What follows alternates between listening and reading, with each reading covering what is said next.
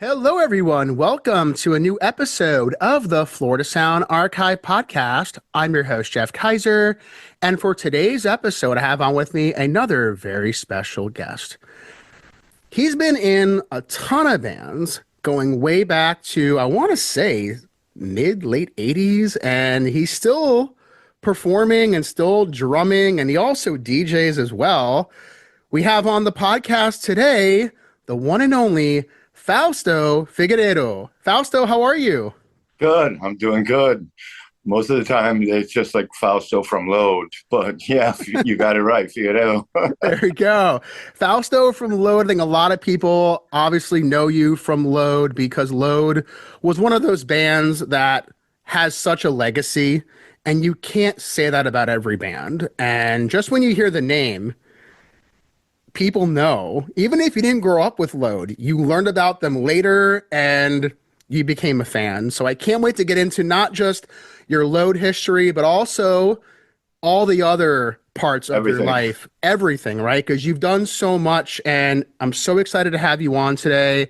Are you ready to get things started to share your story? I am. Yeah, it's a long story. It's a long story. It usually is. And we're going back down Yeah. memory lane. I know we'll be able to tap into all kinds of things in your memory. So let's kind of go back to the very early beginnings and growing up. So where did you grow up, Fausto? Well, I was born and raised in Miami, and I was born in Doctors Hospital in Coral Gables, and I was the first one in my family to be born here in Miami from Cuba.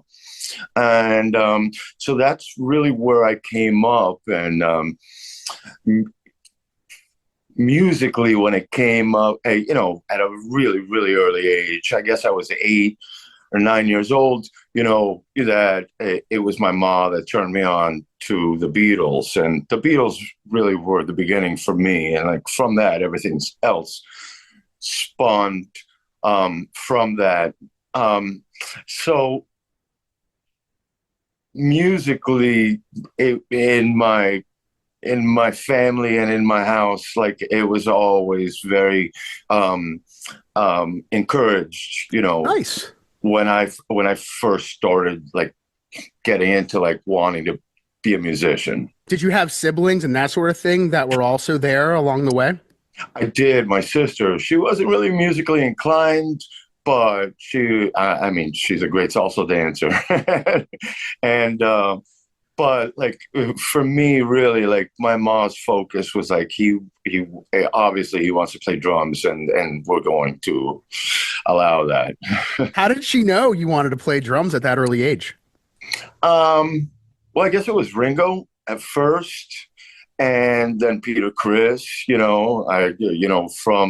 From the Beatles, and then I got into Kiss, and then I got into the Stones.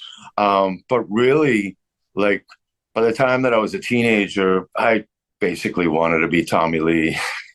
A little Motley Crue. So that's quite Yeah, that's not quite a huge leap going from like maybe the Beatles then to Kiss then to like a band like Motley Crue, yeah, especially because of the makeup and that sort of thing that a lot of them yeah. were wearing back then. And also they wore a lot of stiletto heels right back then too. Yeah, as a teenager, I was into metal. I love metal. I love Ozzy and Maiden and Motley and Judas Priest, and I love all that stuff. And then I really think that like when Theater of Pain came out, I think, Okay. but like metal went pink, and then I was like, what is this? This is not what I signed up for. I was like, I It was want to shout. different. Yeah, I want to shout at the devil, and It was definitely different. Do you remember some of your earliest concert memories growing up? I do. The I have a story. I was a kid, and I guess I was 13 or 14 years old, and my mom took me and two of my junior high school buddies to go see Ozzy with Motley opening up at the Hollywood Sportatorium.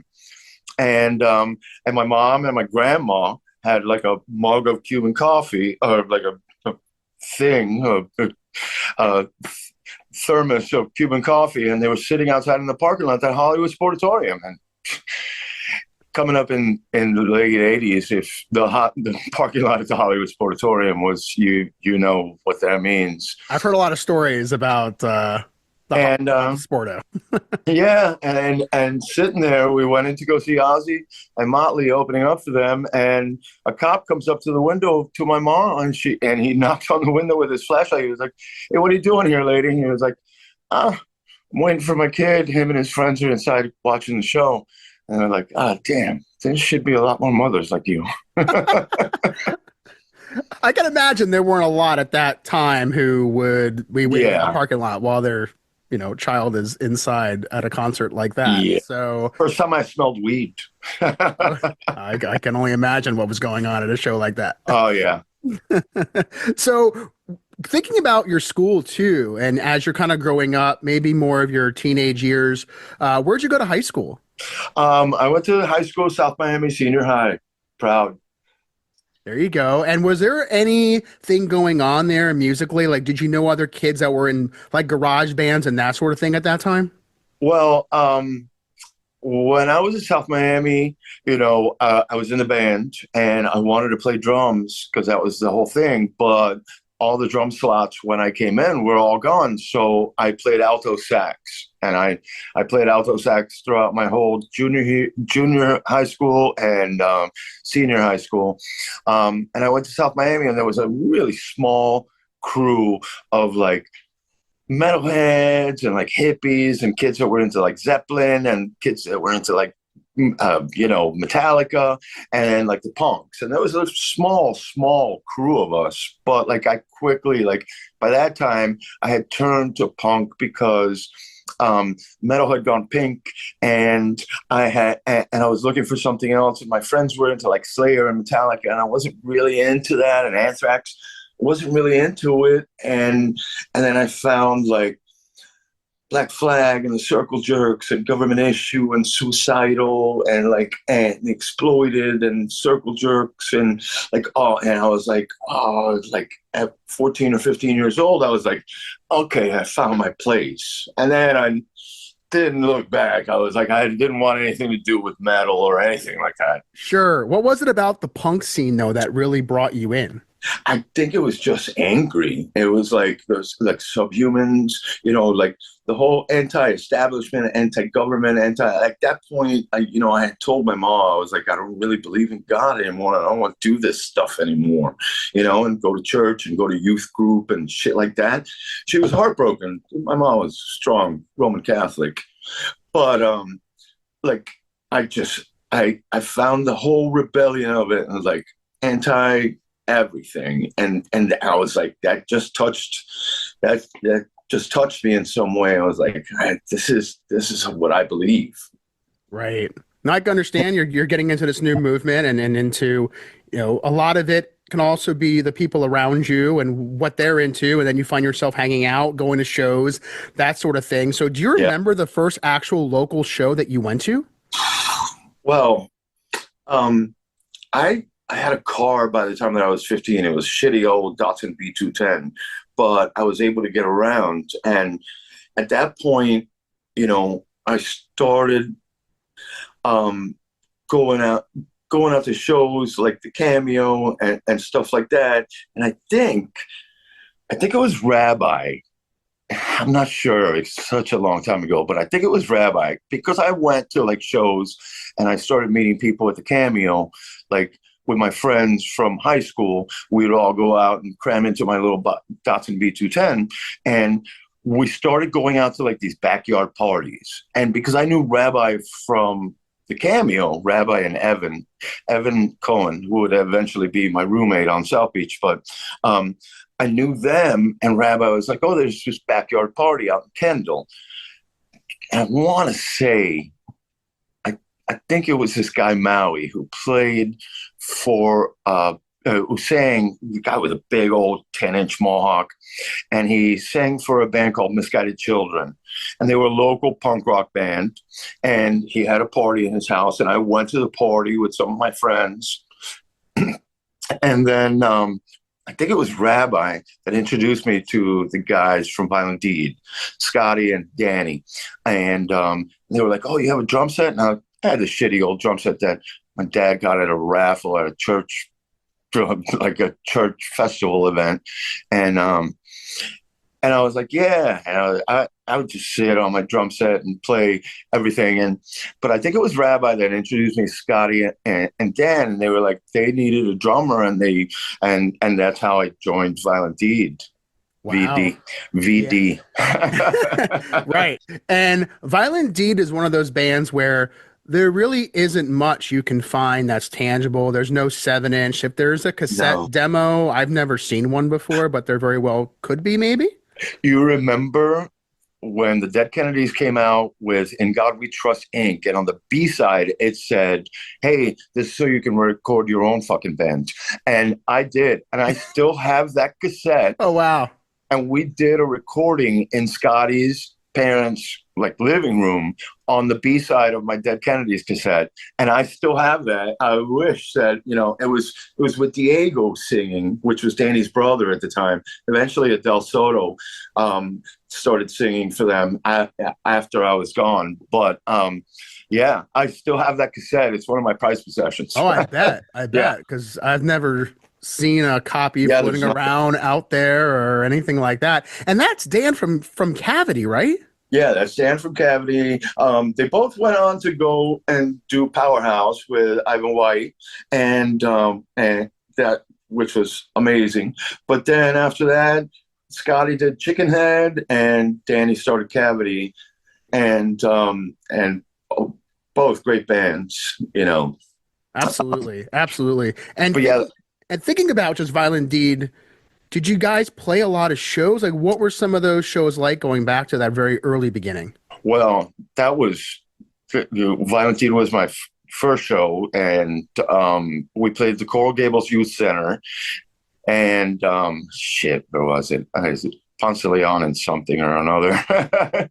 But it was the day after my 15th birthday, and we played our first show, and we played some shows, but Violent Deed, at least my stint in it, was like short-lived. But we played some shows in the Coral Gables Youth Center is when I met Tiny and Gene from Anger. And they were playing in some other band, which I can't remember the name of it. And there was this band that played there with us called Metal Rake. and that was the first show, and my dad had been taking me to Scotty's house for practice, and I was practicing. And basically, Scotty, when I first got with them, they were like, "Play as fast as you can, and play and when I look at you, just stop and hit the cymbals, and then I'll do a guitar break, and then play as fast as you can." And that was pretty much our set. Yeah. And my friend Tommy Bredhauer, he jumped off the stage at some point and broke his leg, and they carted him off. And an ambulance came and the whole 9 yards. And my dad looked at my mom and said, "You see, fuck that. No, we're not doing this no more. None of this." And she was like, "Nah, you know what? That's why we're in this country. So he can do whatever the hell he wants. He wants to play music, then he's going to do it, and we're going to support him in doing it." And it was that was the beginning. Yeah.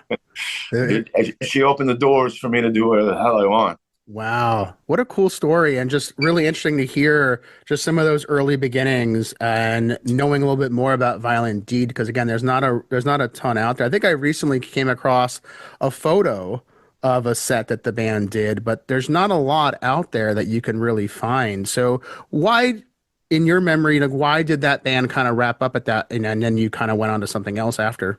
Well, we were playing backyard parties, and it's funny, me and Danny used to go in his brown Camaro, and we would go to Winn-Dixie and steal milk crates and do like 3 or 4 runs a night and tie them all together, and then go to carpet places and get from their garbage dumps, like the carpets that they used to throw out in their dumps. And we would use that to make our stages. So all back then, they were all backyard parties. And because of that, we got with the Genetic Mistake guys, Juan Montoya and Eric B. and Renee. And they saw me, and they had this old like biker guy that was playing drums with them. And he had like a big double bass drum set. And and Juan came up to me, and I think it was at Morris's party or somewhere around there back in the early 80s, and they were like, hey, you want to play drums with us? And I did. And so I switched from Violent D to Genetic Mistake, and that's when I started playing with, that's when I met Juan, and we used to practice it. It's in his bedroom. We would have to pull the bed up and put it on the side of the wall so that we could all fit in there. Wow. Tiny little bedroom in Kendall. Now, Juan's someone else who has such a long resume and has been such a respected member of the scene. Any other memories you can share with him, kind of growing up with him and also seeing his growth over the years and really what he has become as such a well-respected musician and member of the scene? Well, I mean, what he has become is, I mean, that's evident to everybody that knows him and everybody in South Florida and pretty much all over a lot of the planet. He's a brother to me. We started together. He was part of the Southwest metal scene, and I know a lot of people out there are gonna like the fact that I brought up the Southwest metal scene, Southwest High School, and he came from that. He was in the thrash and he was into punk. And when we were in Genetic Mistake, it was great. It was the only time that I played the Cameo Theater. Cameo Theater. Pretty much at that time, like all of us at 16 years old, it didn't matter who was going there or who was playing there. We were all going there. You know, every weekend we were going to the Cameo. But Genetic Mistake actually got on the Rockathon to play the Cameo Theater. That was like our biggest, show. We got a good time slot. It was like 8 o'clock at night, and all our friends were there, and we were on stage at the Cameo, where we had seen, all of our heroes. And my mom took a bunch of pictures. There was a security guy on the side of the stage, and my mom came up with her camera, and she wanted to take pictures from the back of the stage. And he was like, "Hey, lady, you can't come back here." He was like, "That's my son. He's playing drums there with his friends. You can't let me go up there and take a couple." And she made such a big fuss that she did. She's got a lot of great pictures of us at the Cameo. And me, it still hangs up in my bedroom. It's a picture that my mom took of me at the Cameo. Genetic Mistake, combat boots, chain lock, Yeah. Red bandana, gloves on, with a full, mic, drum set, and it was great. It's one of my greatest memories. And we did a lot of back shows back in the day, but that was like our big moment. Sure. What were the crowds like back then? It was great, especially that show. We had a lot of backyards where we would have 100 people or something like that. And there was this place that was an undeveloped, like, townhouse place out in Kendall that was called Ghost Town, and the guys from Indecision would, Bill Clower and Jay and those guys would bring out generators, and we would have shows out in like this abandoned place out in the middle of the night. And so we were too young to get into the clubs and start playing places like that. So, we made our own in backyards and in like abandoned places and in like parking lots and shit like that. Like it just like anything went. And I was like late 80s, well, 86 to 89 before we really started breaking through and getting and going to places like Club Beirut and Churchill's and the Junkyard and Washington Square and shit like that. Once we started getting a little bit older and more established, Right. But you brought it to wherever you could to do what you could with the means that you had. And I think that I always love to hear those stories because I think about today and back then, you probably couldn't do a lot of that now without some kind of yeah. We were stealing milk crates from behind the Winn-Dixie. Right. Exactly. Case in point right there. Yeah. So Genetic Mistake, again, kind of with like Violent Deed, not a lot that you can find in terms of output. Was there any reason why Genetic Mistake didn't record anything that was released? Well, we were young and we were broke. We were 16 years old, me and Juan and Eric B and Renee. And then there came a point where Eric B got recruited by Jesse from Flaw, and he became the bass player for Flaw, and he was out of Genetic Mistake, so we were looking for a bass player. And um, as a kid at that time, and especially living in Southwest Miami, Y&T Records was, where you went for anything, for all your records, all my early vinyl that I got there. I was dating a girl that used to work there, and I got my first Fugazi record there, and my first Sex Pistols T-shirt there, and there was an ad on the wall. It was like, new bass player in town, into like Subhuman, Circle Jerks, and Dead Kennedys, Tony, and it had a little slot. So I took his thing and I was like, hey, we need a new bass player. I'm in a band called Genetic Mistake, and it was Tony. It was Tony from Load. Well, he would eventually be Tony from Load, but he so he played with Genetic Mistake for a little while before it broke down, because he then said, no, hey, you know what, I'm moving to Knoxville. And he moved to Knoxville, and that was it. And then Genetic Mistake, that was done. And we didn't have no money to record anything. Or, we didn't even record anything on a damn boombox. Oh, wow. So there literally is no Nothing. recordings. Nothing. Wow. Yeah. Interesting. Yeah. So after that, I was kind of in limbo for a little while. I was just getting out of high school, and no more Genetic Mistake. And there was this guy that I went to high school with, John 70, and he wanted to like start a band, and I wanted to start a band. He was in like the rock band in high school, but I was a sax player, and it was like, you play drums? And I was like, yeah. And I was like, I've been playing in bands and stuff like that. So got with him, and we started a band called Fruitfly. And it was the first time that I ever played with just me and a guitar player. And it was just me and him. It was early on. We played at places in South Beach, like Club Beirut. That's when I first met Rat, and the Wet Paint Cafe. And Churchill's wasn't really yet, like, I don't know, like maybe on my radar, but I was already starting to play out at like clubs. And John 70 is, so like, rest in peace. He's the one that turned me on to New Model Army, and it was like, that type of tribal drumming that Robert did in New Model Army back then, like that, I really took to that. And like John 70 was the one that turned me on to that, and then it kind of like became a thing for me throughout my whole career, like real tribal, a lot of floor toms, like real kind of a tribal beating, and the whole Irish thing. And New Model Army, by definition, they're a punk band. Yeah, sure. They're an Irish band, but they're Right. a punk band. Right, exactly. And with Fruitfly, it sounds like you're starting to expand even more. You're playing more clubs, more venues. How old are you around this time?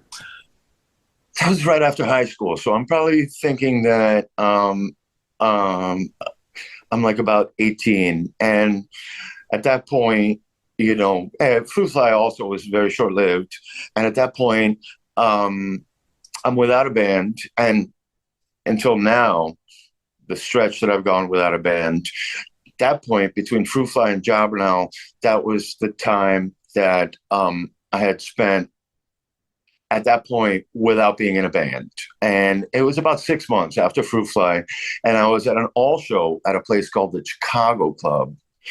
It's on 67th and Collins back then. Also, that club was very short-lived.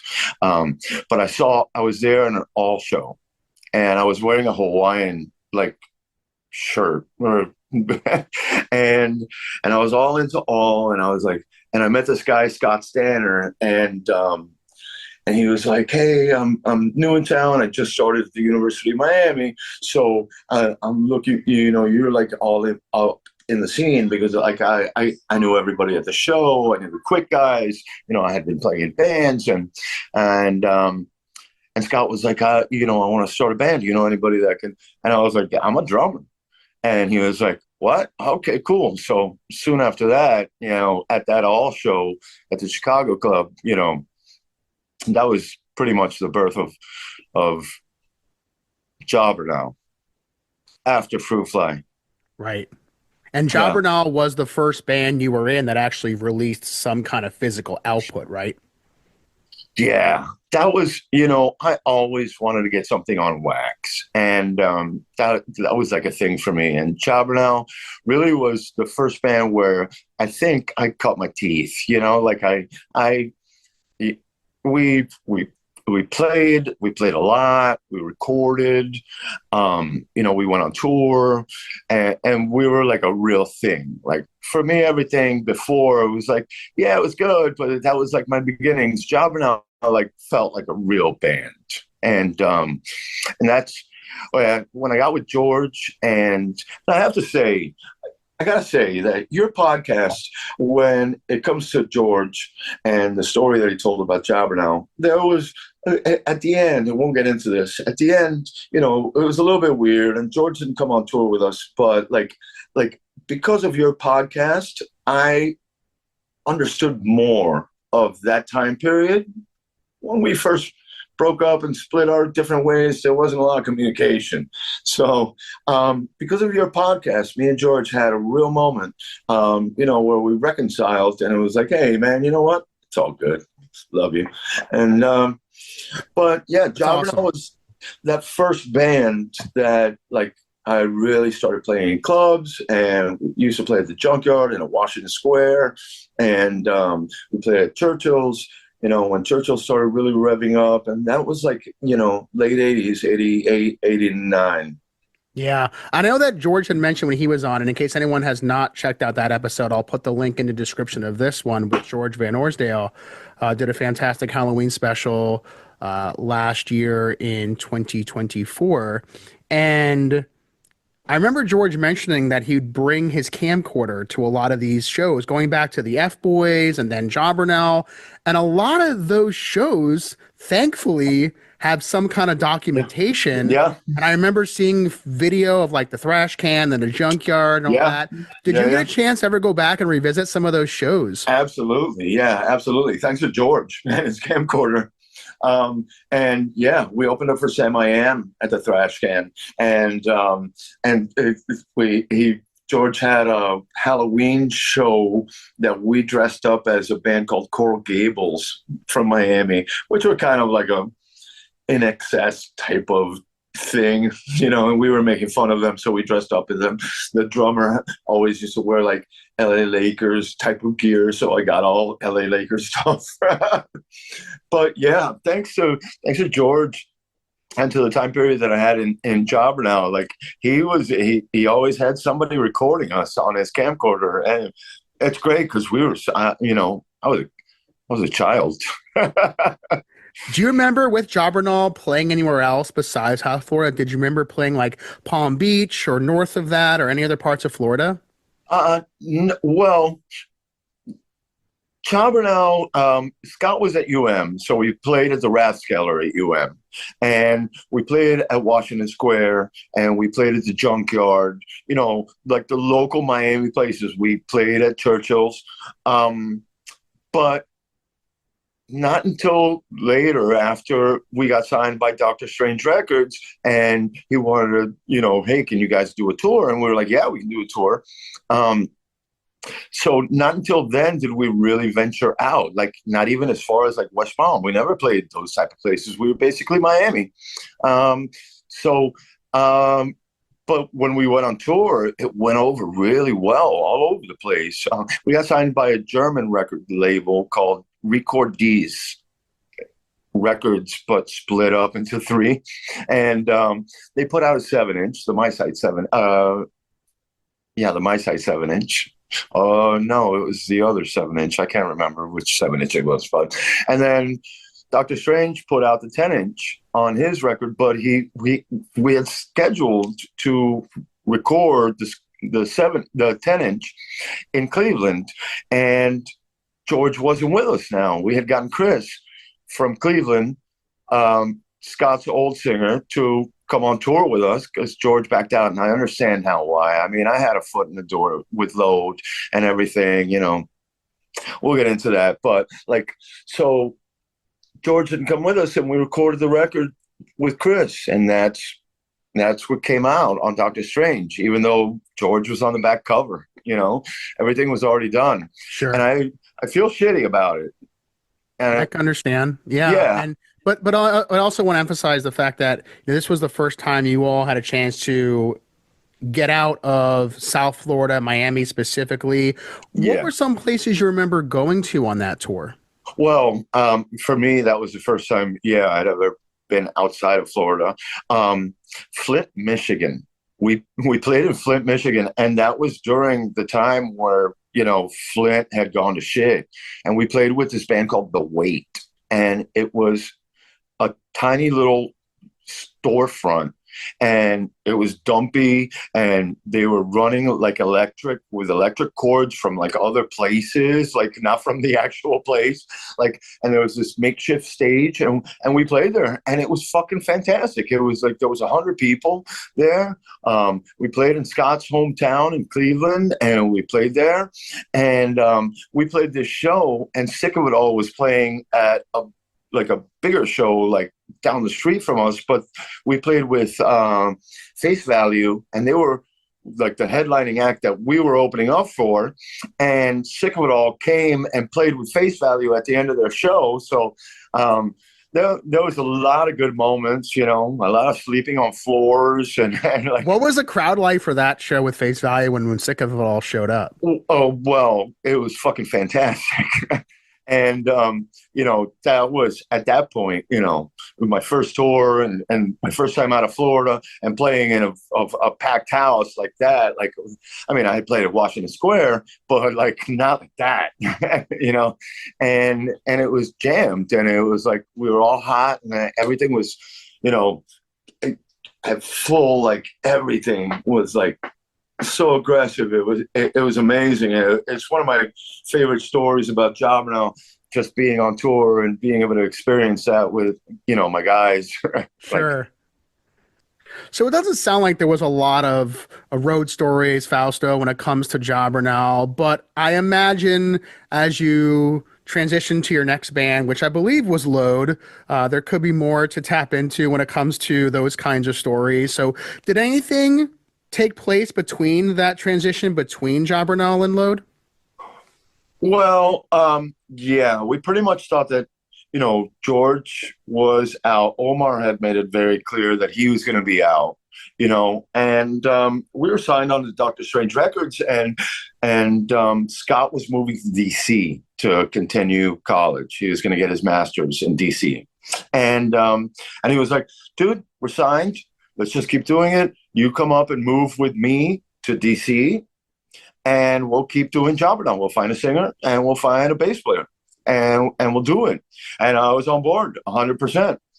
But in that time period, which I guess was 6 or 7 months before I was supposed to move with him, his DC thing fell through, and he's like, no, I'm going to go to University of Florida in Gainesville. And so same thing. You just come up here and you live with me, and we keep doing Jobbernowl. And I was like, okay. But at that point, I was still going out to shows and seeing bands, and Bobby and Jeff were in a band called Insanity Assassin. And Bobby was playing drums and Jeff was playing guitar with this guy Nick and Joy Vomit on bass. Nick was singing, and everything was happening on South Beach at that time. There were a lot of venues that were, that catered to punk rock, like Washington Square and the Junkyard. So Junkyard, Bobby and Jeff at that point, I think they were living there, or they were living across the street in some little rinky-dinky apartment building or whatever. But Bobby came up to me at a show, and he was like, hey, I know that Scott left. I got a new band, and I want you to be the drummer for the band. And I was like, well, I'll do it for a little while, but 6 or 7 months from now, I'm out of here. I'm moving to DC, and I'm gonna, continue doing we're signed. And he was like, okay, yeah, I got a name, I got a guitar player, Jeff. And I was like, I know Jeff. And he was like, yeah. It's gonna be called Load. And I was like, all right. And at that point, Tony, that played for a second in Genetic Mistake, had moved away to Knoxville, Tennessee. But just around that same time period, Tony had contacted me and said, hey, I'm back in Miami. I'm living in North Miami with my mom, and I want to get into a band. And I was like, dude, well, my friend Bobby just said, I'm going to be out of here. I'm going to move to DC with my buddy because we're signed. and I was like, but if you want to do this, with them. And we went to, at that point, I was already living on South Beach. I was living on 7th and Jefferson. The guys were living on 2nd and Washington, across the street from the junkyard. And Tony was in North Miami. And I was like, hey. And Rat had this place. We called it the Igloo. I don't know what it really was called, but we called it the Igloo because the motherfucker kept it so damn cold, right? And I was wondering if that's where it got its name from. The Igloo. It was 16th and Lincoln. And that's where the first load practice ever happened, at Rat's place. Yeah. And we went there, and I got with those guys, and, obviously very different than Jobbernowl. But once that first practice, and so, a lot of the stuff that was played at that practice was from Tony, and he really had like a different stuff than what we were used to in South Florida. He was into like the Melvins and the Buttholes, and like, so, like really like, and grungy stuff, and like, and like, we were like, what? And like, when me and Jeff heard the Melvins for the first time, we were like, what the fuck is this? And like, it immediately gravitated towards that because of Tony. Was this the turn of the decade at this point? Like, was this like 90, 91? Okay. It was 90. Yeah, it was 90. And that was it. And on South Beach, on 7th and Jefferson, this place called Southern Comfort Apartments. It was so funny. But that was the first load house. That was my house. It was my 1-bedroom apartment. And we were basically a Miami Beach band, and we hadn't even started going out to like Churchill's or Coconut Grove or anything like that yet. We were a beach band, and we played Washington Square in the junkyard. And there was this club on 21st and Washington. It eventually became the Batcave, or at first it was called Jonestown. And Mike Capote, this old like rave club guy that was friends with Bobby, he was like, yeah, we'll have you guys play in the middle of the club on a Friday night.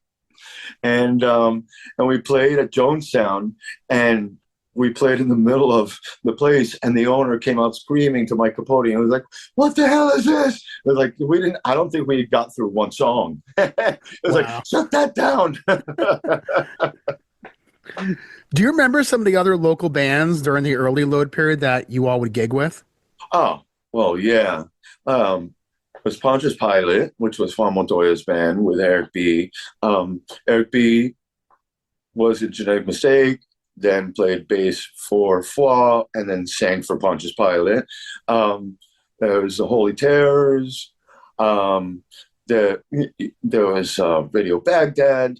There was the scene was so vibrant back then, and even there was Machine and Indecision, and like some of the early Kendall bands that started to spawn out and like get into the clubs, and and guys like Jason Letterman that had like bands, like Funkhauser, and then Machine, and like Where Fear and Weapons Meet. I think because of geographical location, South Florida gets dismissed, and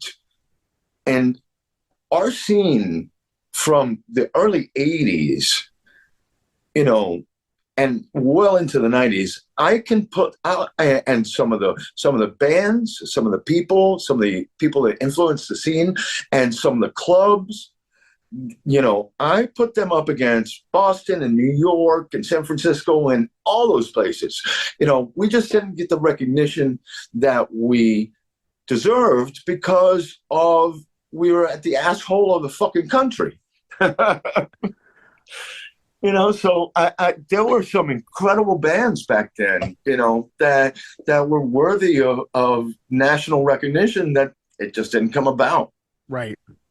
I think you bring up a great point. I think a lot of people have brought up a similar point, and even some folks that predated the scene that we're talking about right now, going back to even the earlier 80s, even late 70s, ran into some of those same challenges where you were so far off the beaten path that you just didn't get much attention unless somebody started their own zine or something to that effect that really gave more awareness to what was going on down there. That's exactly right. And, there are people like, the Eat and the Front and Charlie Pickett, that paved the way for guys like me. And that really without them, it wouldn't have been wide open for guys like us to be able to do what we did and, play in the places that we did and say, what, fuck it, we're going to go on tour and, go on tour.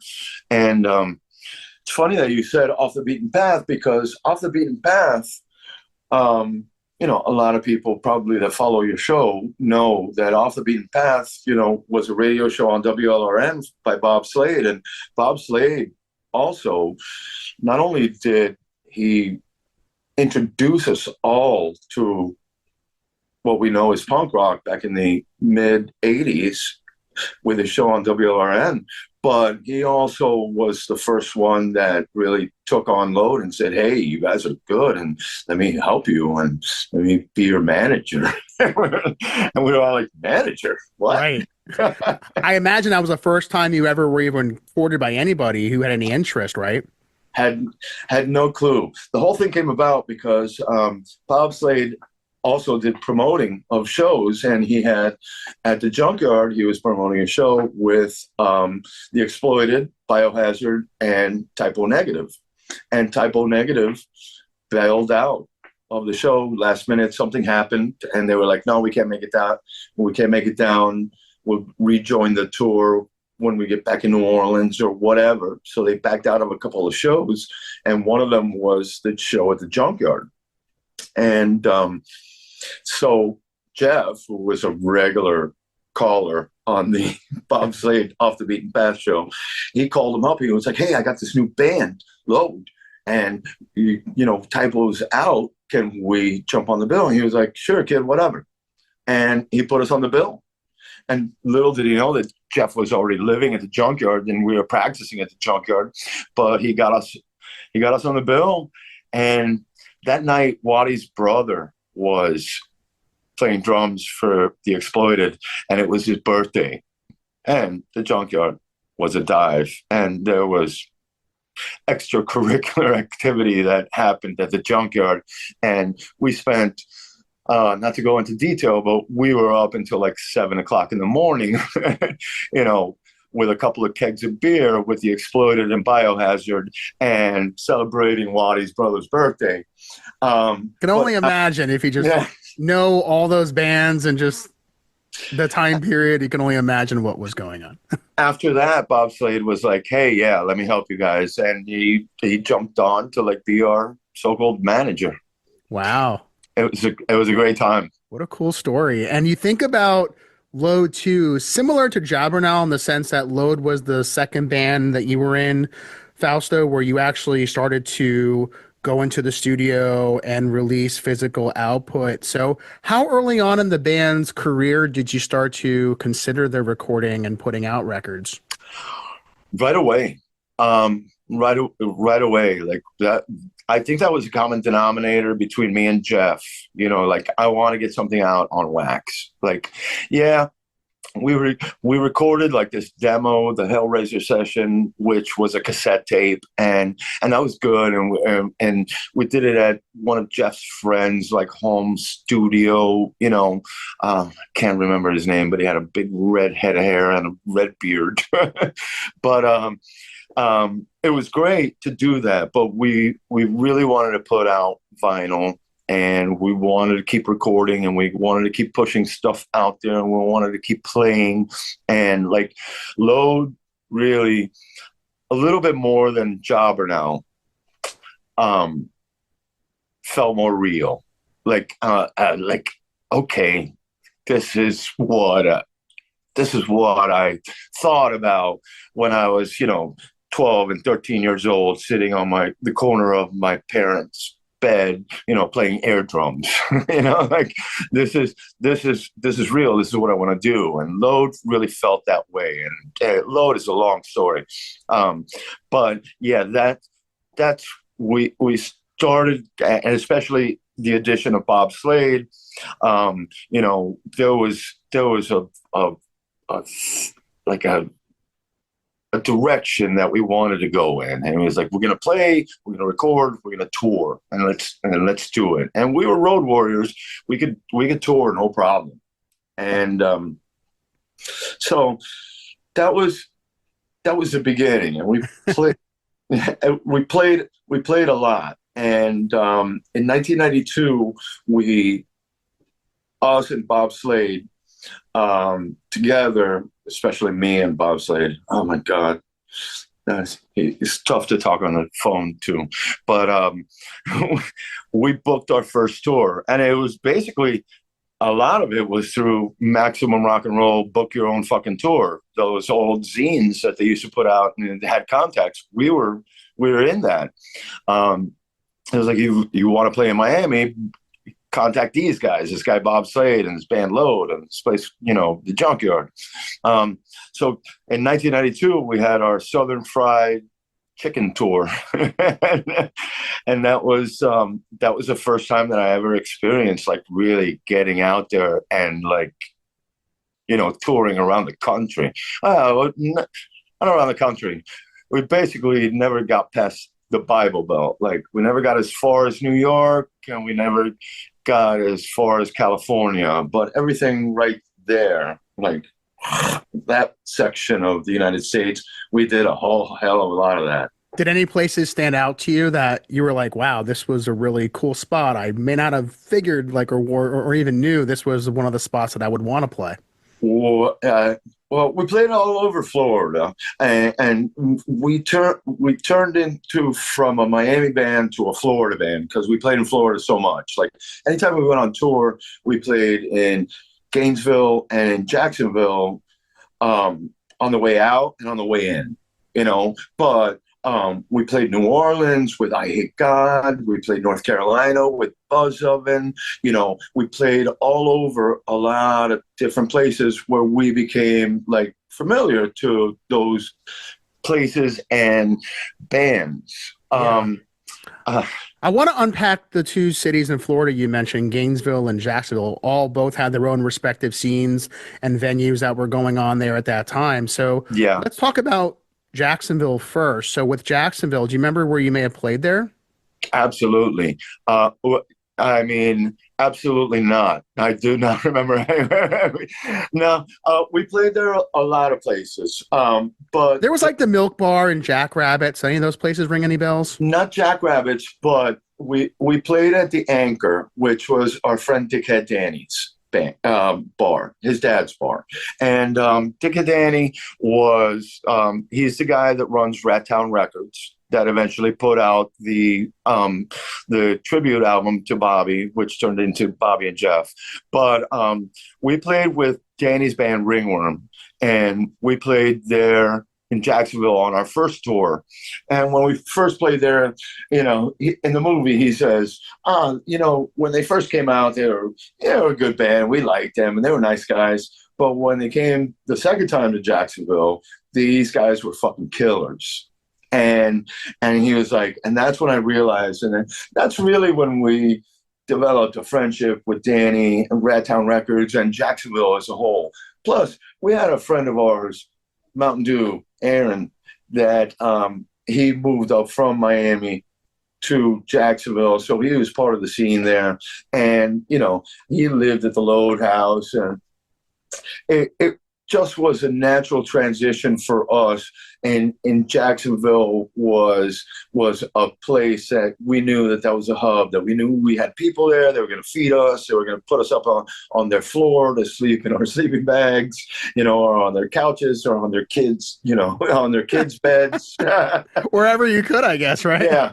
And it was great. But Jacksonville was a real big deal for us, and so was Gainesville, because Scott Stanner, the old guitar player for Jobbernowl, he moved up to Gainesville. And the first time on our first tour that we played there at the Hardback, which was a home for us. I mean, the Hardback might as well have been just like the Poorhouse or Churchill's for us. It was a home for us. We played there a lot.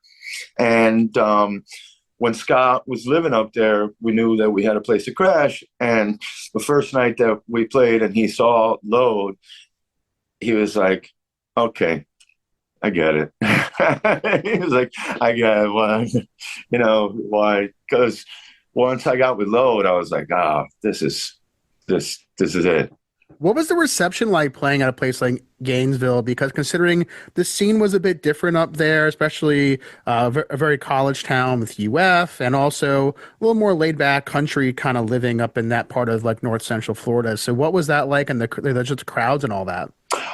Well, and even the punk rock music scene there at that time in Gainesville was a little bit emo-ish, and like, the sound there was a little bit different, but they took to bands like Load, and we played at the Hardback with Buzz Oven, and the crowds there, I mean, they really dug it. They also, I mean, even though they, like bands like Hot Water Music and Radon and shit like that, they also took to us and I Hate God and Buzz Oven. Like, we played there with I Hate God and Buzz Oven, and I mean, you can just with that lineup, you can just imagine the fucking shit show that was. I can only imagine. And with guys like Radon, who were originally from the Miami area, and right, Chocolate Grasshopper, did you get a chance to see Chocolate Grasshopper back in the 80s? I saw Chocolate Grasshopper, and I saw Radon in Gainesville one time when I was up there outside of touring,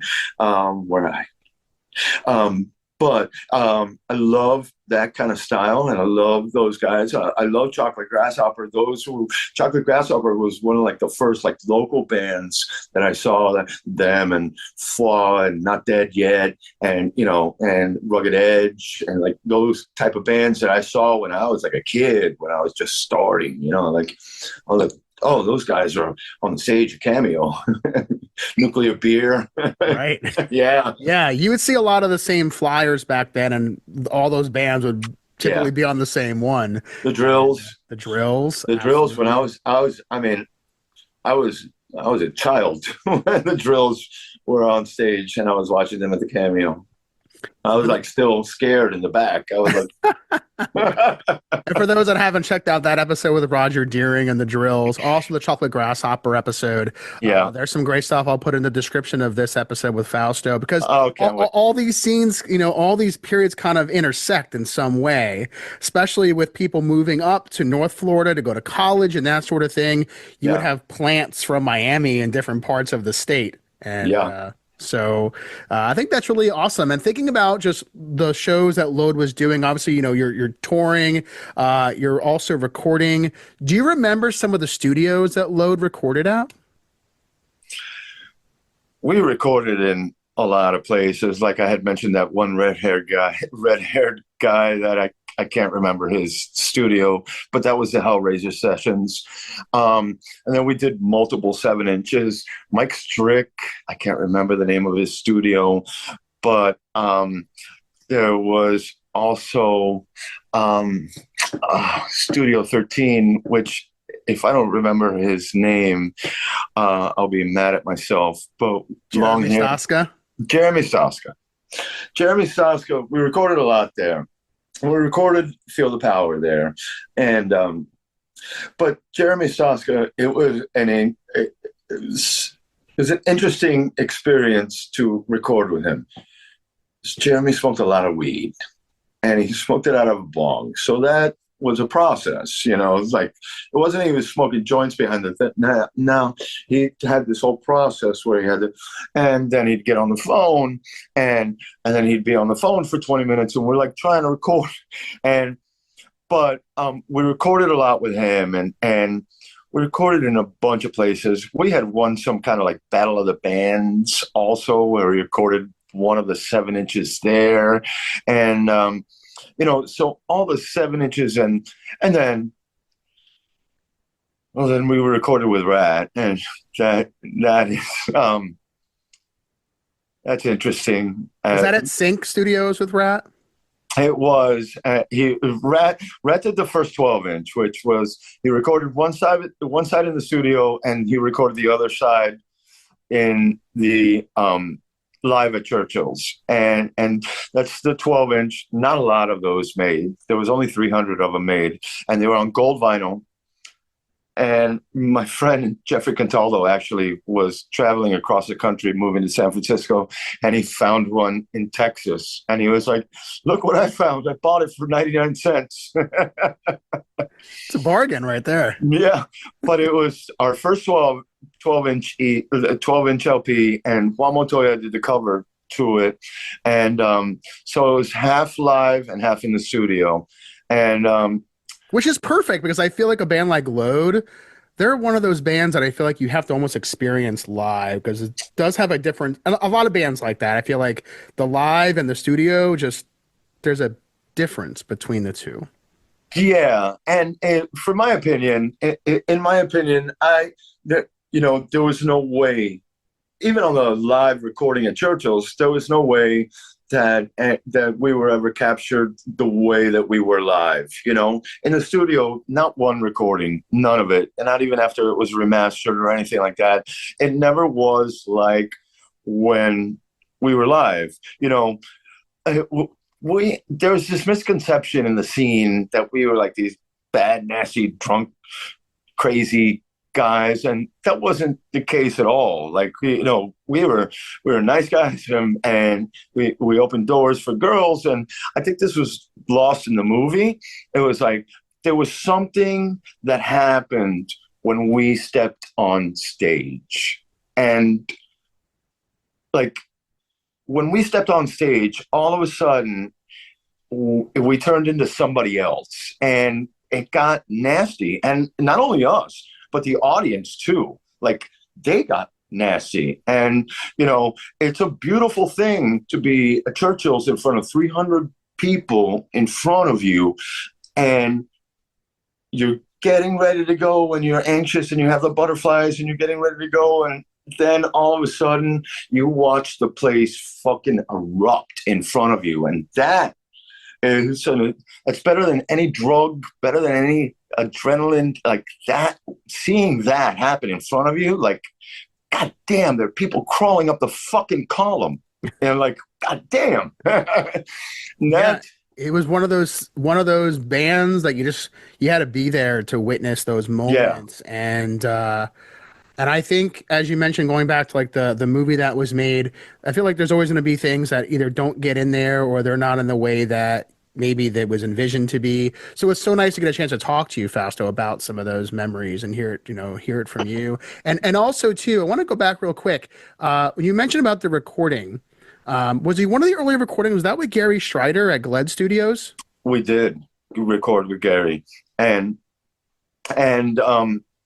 you know, those were so like we really had just started to like record and like know like the process. I never liked the whole recording process until Load. Like, then I really got to, like, you know, get a feel for it and like be like and I've always thought to myself, you're not there to record the best version of this song. You're there to record that day's version of that song. If you're well rehearsed and you got it down tight and you've been playing it live, then then you're going to get a good recording. And if there's a little hiccups here or there, most of the time that shit can stay. Who cares? We're a punk rock band from Fort Lauderdale, Right, whatever. right. Exactly. And I think one of those very early recordings, 7-inch Slee Stack, it was a 3-song 7-inch. I remember when I had Rabbi on the Yeah, podcast, he told a story about the old man on yeah. inside of the record was his dad. So do you remember how that came about? I don't know how it came about, but it was. He was his dad shooting a birdie. And I vaguely, I remember, but I think Bobby had something to do with it. He was like, "Hey, let's use that." Right. you know, and but yeah, Slee Stack is one of those records. There weren't a lot of them made, and that's the one that's sought after, like by so many people, because it's the one that most people don't have. Yeah. I mean, you know. Um, It's a good record. How important was someone like Rabbi at getting you guys booked at some of the different venues at the time? well,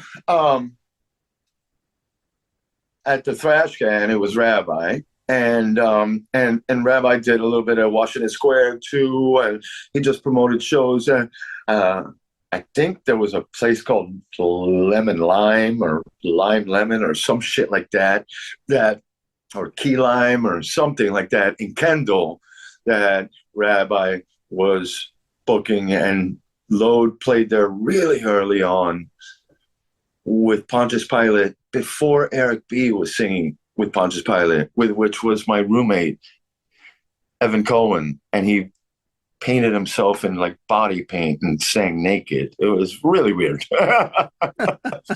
So, But like Rabbi was in the scene, and he booked at Churchill's. He tried to do his thing, and it was great because he brought down a lot of good acts down here. Jobbernowl opened up for Sam I Am because of Rabbi. It was a great show at the Thrash Can. It was packed, and right when Sam I Am was like at their peak, right when they had just come out. So, but yeah, Rabbi was always involved in the scene, and then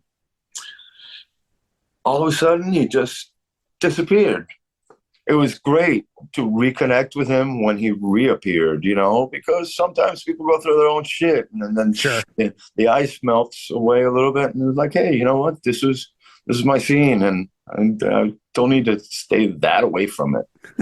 Exactly. That's another episode. If you haven't checked that one out, what happened to Rabbi? Yeah. You want to get his story and his history and whatnot. That was a really fun episode. Yeah. And as Lowe started to branch out, I know you mentioned that the tour, playing places like Gainesville, places like Jacksonville, but at what point did Load start to make it up to more neighboring areas like Fort Lauderdale or West Palm Beach?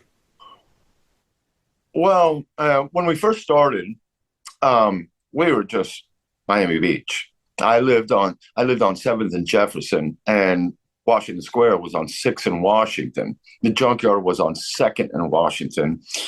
Cactus Cantina was between 6th and 7th, and Washington and Jefferson. So like everything was like right there. And we've been, Bobby and Jeff were living at the Junkyard, so we basically were a Miami Beach band. But then we started to branch out to Miami and Churchill's, obviously. But then when it came to Fort Lauderdale, when I think the Poorhouse opened up, the Poorhouse used to be called the Nocturnal Cafe, and that was terrible hippie type of coffee place. It's terrible. It's not a club at all. But then the guys, they opened up the Poorhouse, and there was also Squeeze. And I guess in the Poorhouse, was 95 or 96. And right away, we started playing at the Poorhouse. And we had already been playing at Squeeze. And everybody had said, why don't you play with Marilyn Manson, which were kind of like the Squeeze like house band. They were like the popular band at Squeeze. But from what I understand, Brian didn't want to play with us because we were the nasty guys from Miami. And I think we played with them there once, but not much. We took over Squeeze right away. Like Squeeze. I was going to ask, between the crowds you were drawing and the crowds that Manson was drawing, what was a turnout for a show like that? The crowds in Fort Lauderdale, they were down with whatever. So, like, when we were playing and it was a punk rock show, and we had, like, punk rock shows, it was, like, us and Radio Baghdad at Squeeze, you know, the Spooky Kid show, the kids, they would still show up, you know? And, you know, so there was good crowds in Fort Lauderdale, and especially at Squeeze. But we hardly ever played. At Squeeze, we played with the Tears, with Jack Off Jill, with Radio Baghdad. You know, I think we only played there once with Manson, and they weren't even that big. I remember the first time that me and Jeff saw Marilyn Manson, it was just Scott and Brian was sitting in a kiddie pool, one of those little kiddie pools at Churchill's, and Scott had a drum machine, and I looked at Jeff and I was like, "This is horrible." And he was like, "Yeah, let's get the fuck out of here." I was like, "But that guitar player's kind of good." Yeah. And so, but the crowds in Fort Lauderdale, they took to us right away. You know, they liked us. Because I'm thinking about some of the other bands of that period in the Fort Lauderdale area, and there's not a lot that hit me right away that sounded anything like Load. Were you aware of any other bands that were kind of similar to you guys at that time? Not that sound. I mean, I guess we developed an original sound. I think the beginning of it was because of Tony, and then it was a combination of all of us together. You know, I had my style, and I developed my own style more with Load, you know, the tribal stuff, the heavy stuff, and that was because of Tony. And Jeff was a beautiful combination of Jimmy Page, Greg Ginn, and you know, he had so many great influences, and he could make it sound so himself.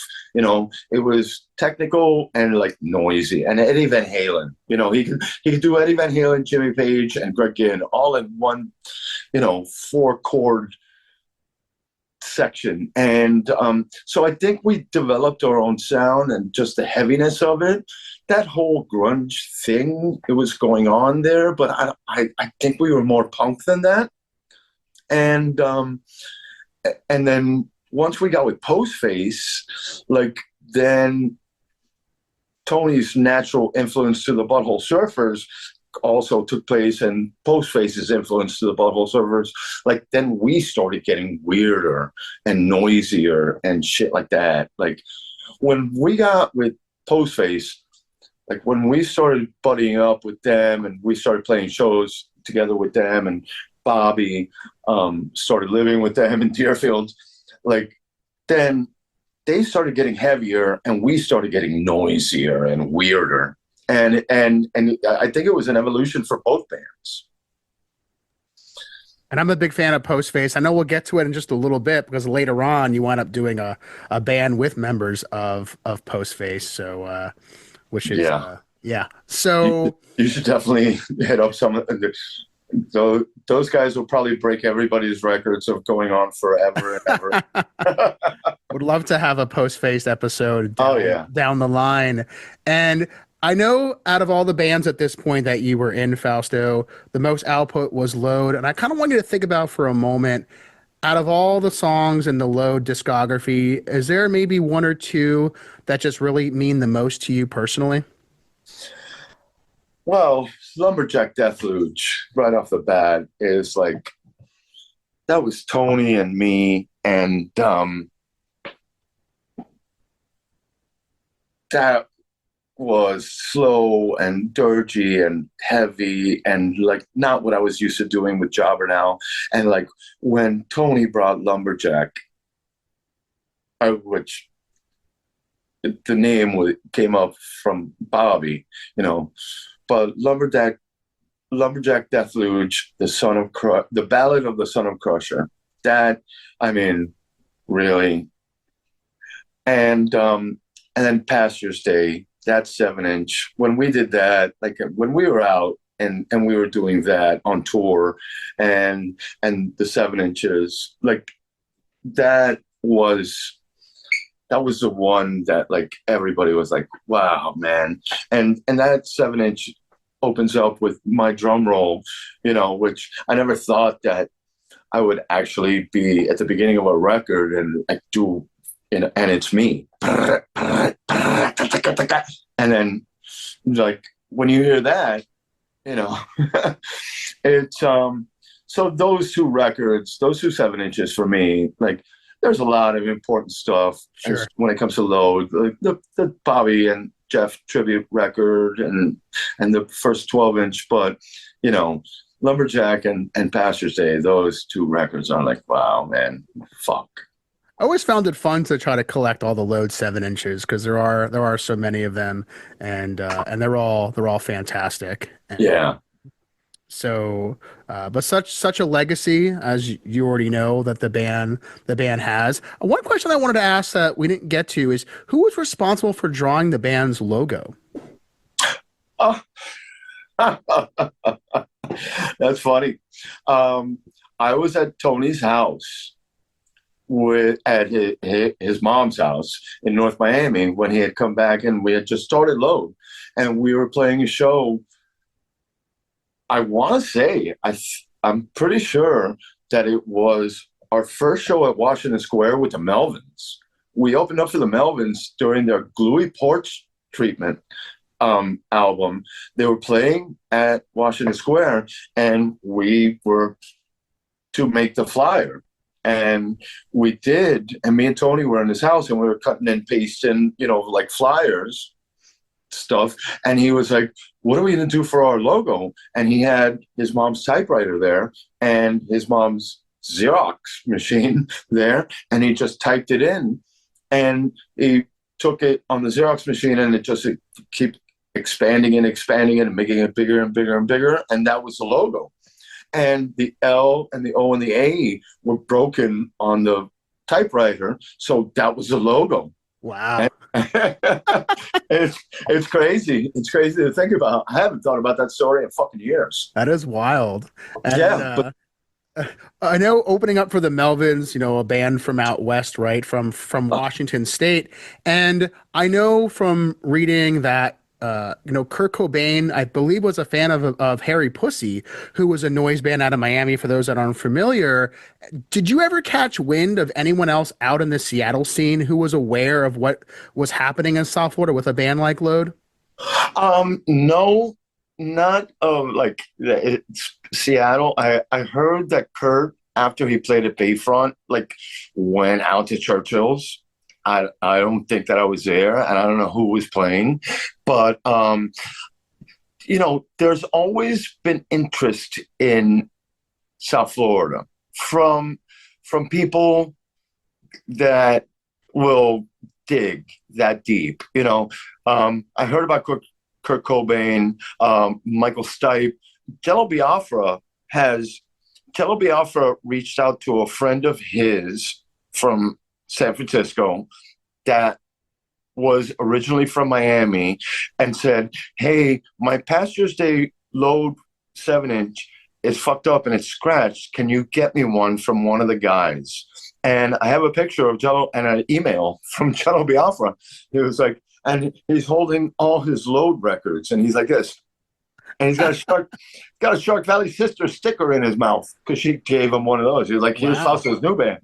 And so there's always been a lot of interest in South Florida punk rock music because it has a history just like anywhere else. And Definitely. You know, so I know Jello in particular, he had reissued The Eat, which was very, very cool. He also reissued a more obscure band, Teddy and the Frat Girls, who were known earlier as Smegma and Sheer Smegma. So he had done some work with reissuing some of those more obscure. And that's a Florida band, Smegma? Absolutely. I do not know them. They dated back to late like 78, 79, and were around in early 80s before they moved out to the Midwest. But their early beginnings, they were one of the, if not, it's debatable, in our army, If but not, they were one of the earliest all female and just earliest punk bands from Palm Beach in that time. Yeah.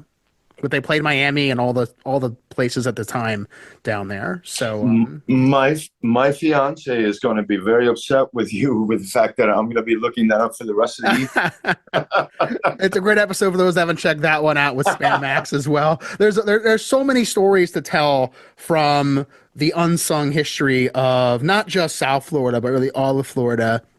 And it's why I'm so also glad to have you on, Fausto, to help fill in some of those gaps, because there's a lot to continue to explore. Because I know that although Load was the band I think most people know you for and has such a legacy, and rightfully so, you had done a lot more after Load, right? So was there a transition period for you? I know there was a lot that happened with Load that is out there people can check out too. So, but was there a transition period for you?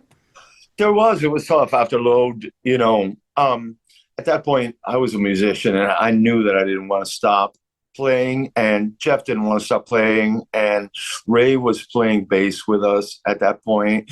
And so immediately, like right after Load, almost like it wasn't almost immediately, it was immediately, we started Middle Finger Mob. And that was basically Load with a different singer, Matt Rolls, and no slow stuff. It was all fast. It was like hardcore, balls to the wall, like as fast as you can go. 30 minutes of like fast, we're going to kick you in the face, and that's that.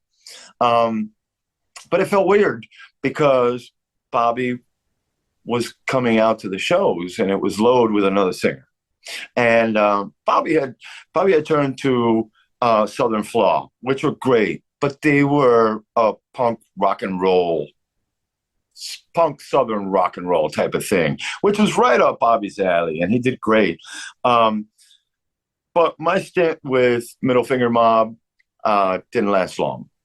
I was, and Chris Spikey from Radio Baghdad, he took over for a little while, but Middle Finger Mob didn't last long at all. And at the same time, I was also playing in a band called UFC, which was under Fascist Control, and very punk, straightforward, fast punk rock band, Blue Mohawks, and it was with Danny Pukes and Jose Juan Posada, a great guitar player.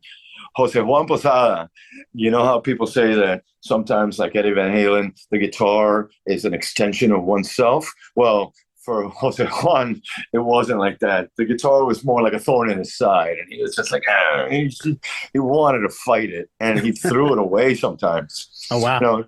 I love my time in the UFC, but I was playing at the same time in both of those bands, and it was like too much. And did anybody ever approach you, fan wise, people who may not know the inner workings of a band and anything going on internally, but when Middle Finger Mob would play shows, did anyone ever approach you and say, "Hey, why isn't Bobby in this band?" No.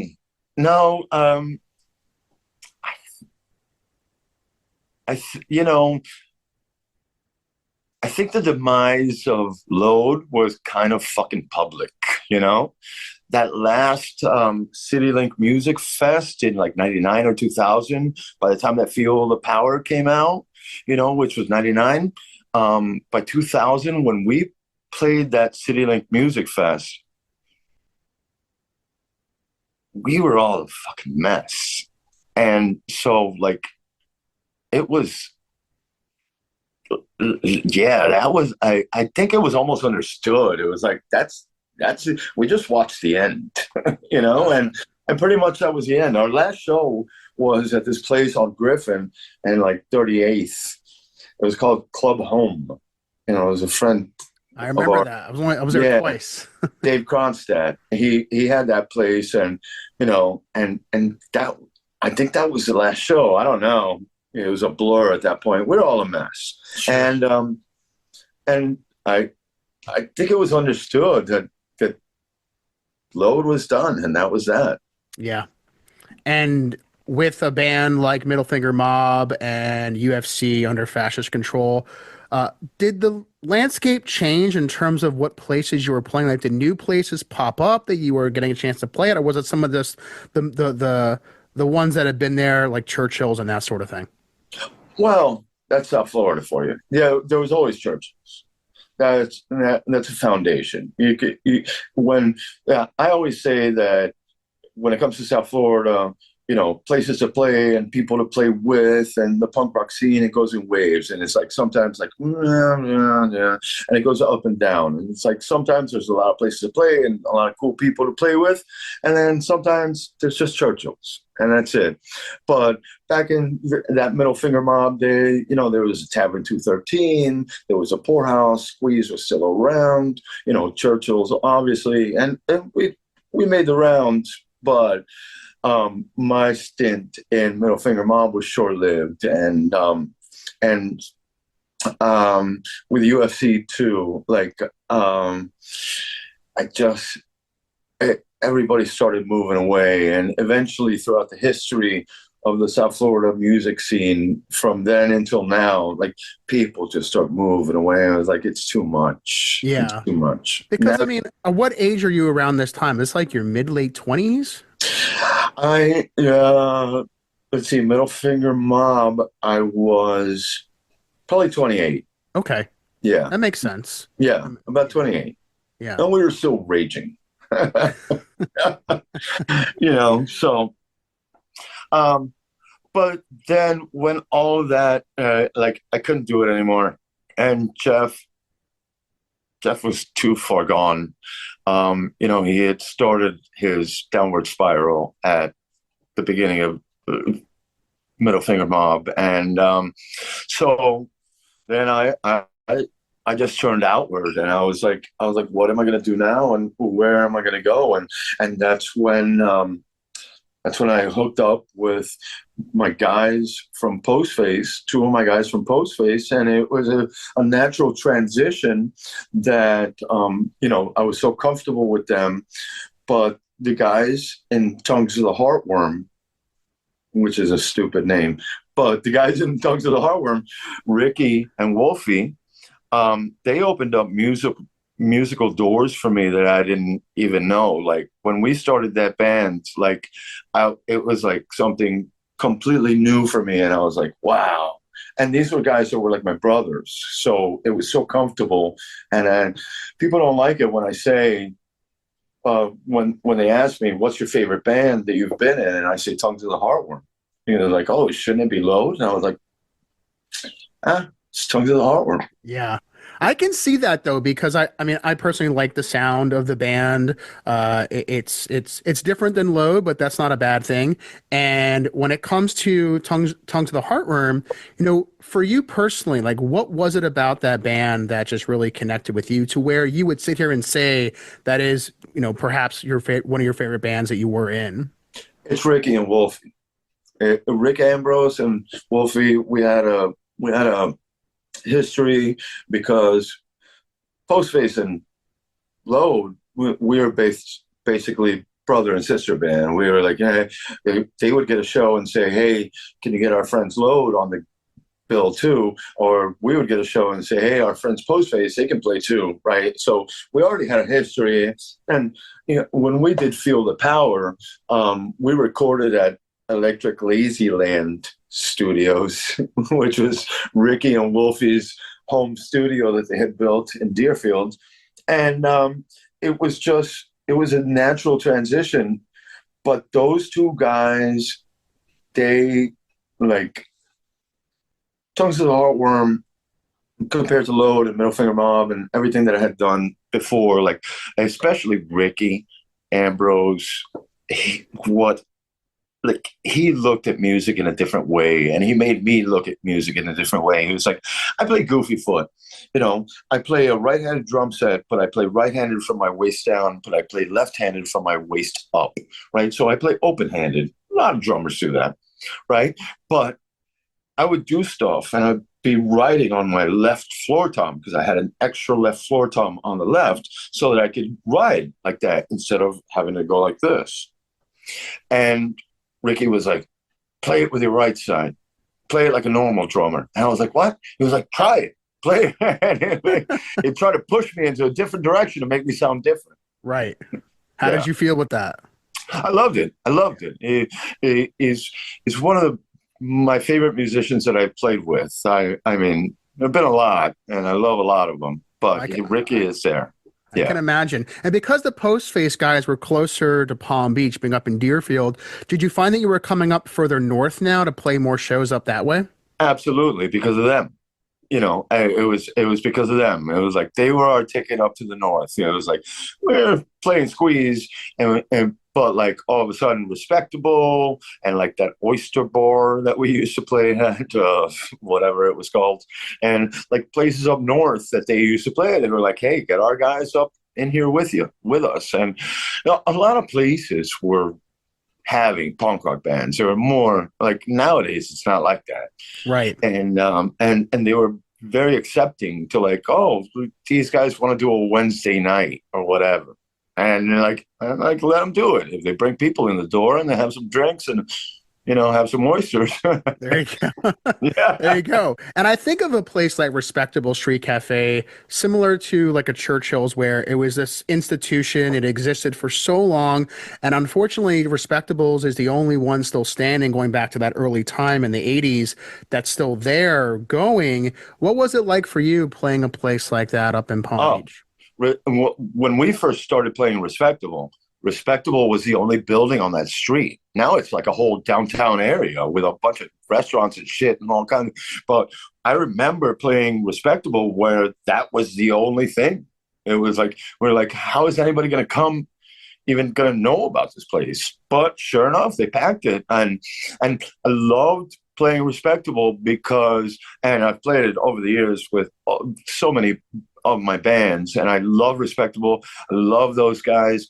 I love Chris. I love all the guys that run that joint. And it is an institution for West Palm Beach. It started that whole downtown area. And playing there at the beginning, we played there, a lot with some, really crappy bands. And it was like, there were some times where like they said, oh, let's get load up from Miami because like we need somebody to come to the shows. And it was great to see, packed shows for a bunch of local bands, a couple West Palm bands and us. Yeah. I mean, were you learning about the scene up there? Like, did any other bands stand out to you from the Palm Beach scene? Well, a lot. It was Milkshed and we played with Rape Tape and what was Rotten Rodney's band? Meat Locker.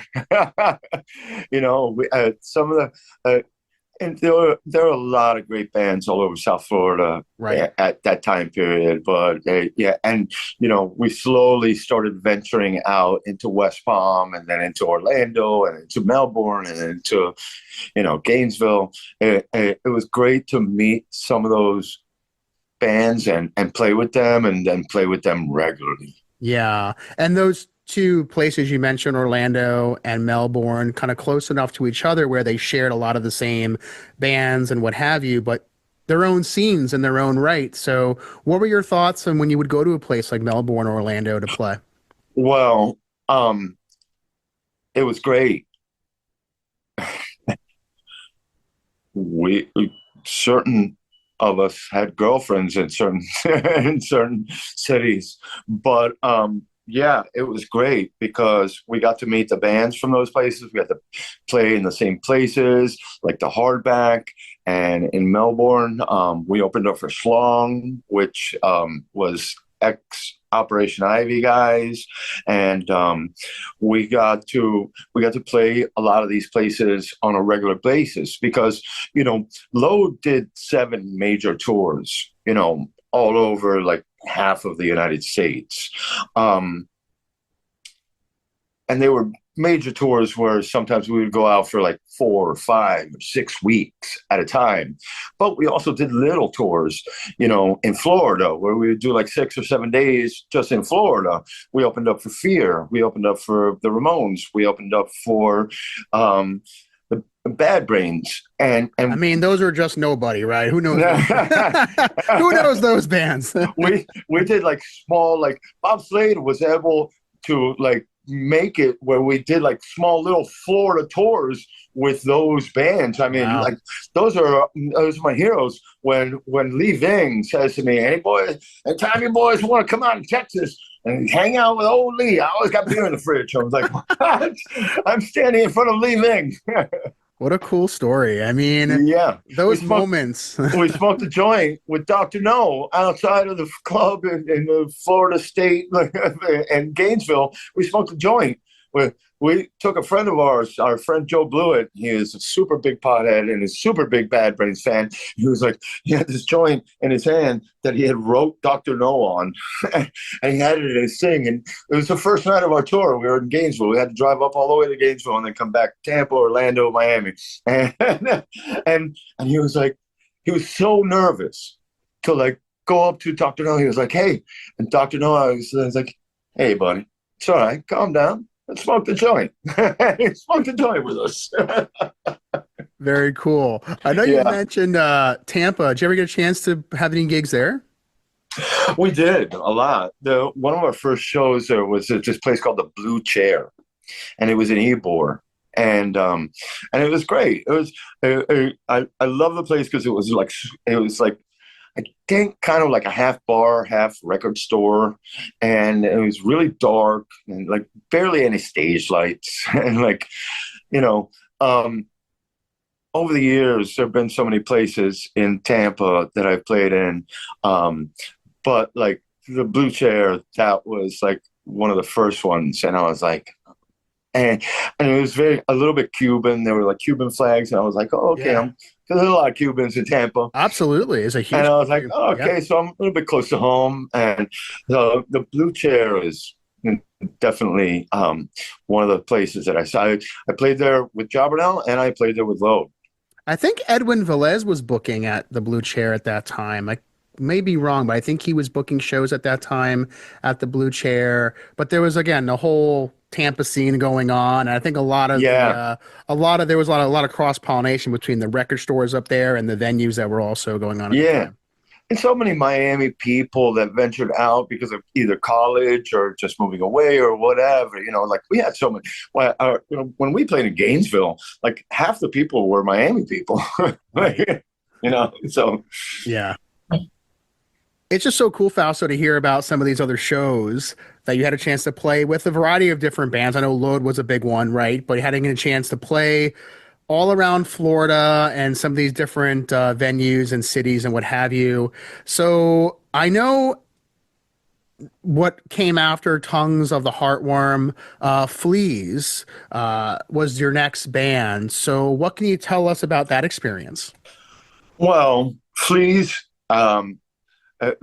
was a beautiful and tragic because when I first got in Fleas, I was in a very bad marriage, and the beginning of Fleas, my brother Jordan was also in a bad situation, and he wasn't happy, I wasn't happy, and we were basically just recording. We were rehearsing at this rehearsal studio in Pompano, and we were just going there on Monday night and just getting tossed up. I mean, that was it. We were just drinking a lot, and it was. But slowly but surely, it developed into like, hey, we have songs and this and the other, and then we got Jose Juan Posada, guitar player for UFC, and he came on board, and Jordan was playing bass and he was playing guitar. Jordan had started playing guitar first, but then I said, hey, let's get my friend Elise, and she's a noise singer, and basically all she does is scream. And maybe we can corral her into, singing lyrics or a verse or a chorus or whatever. And me and Jordan made that our purpose, and we did. And Elise was great. And then with Jose, we also got another Jose. And Jose Geraldo came on board to play second guitar. And then Fleas was born.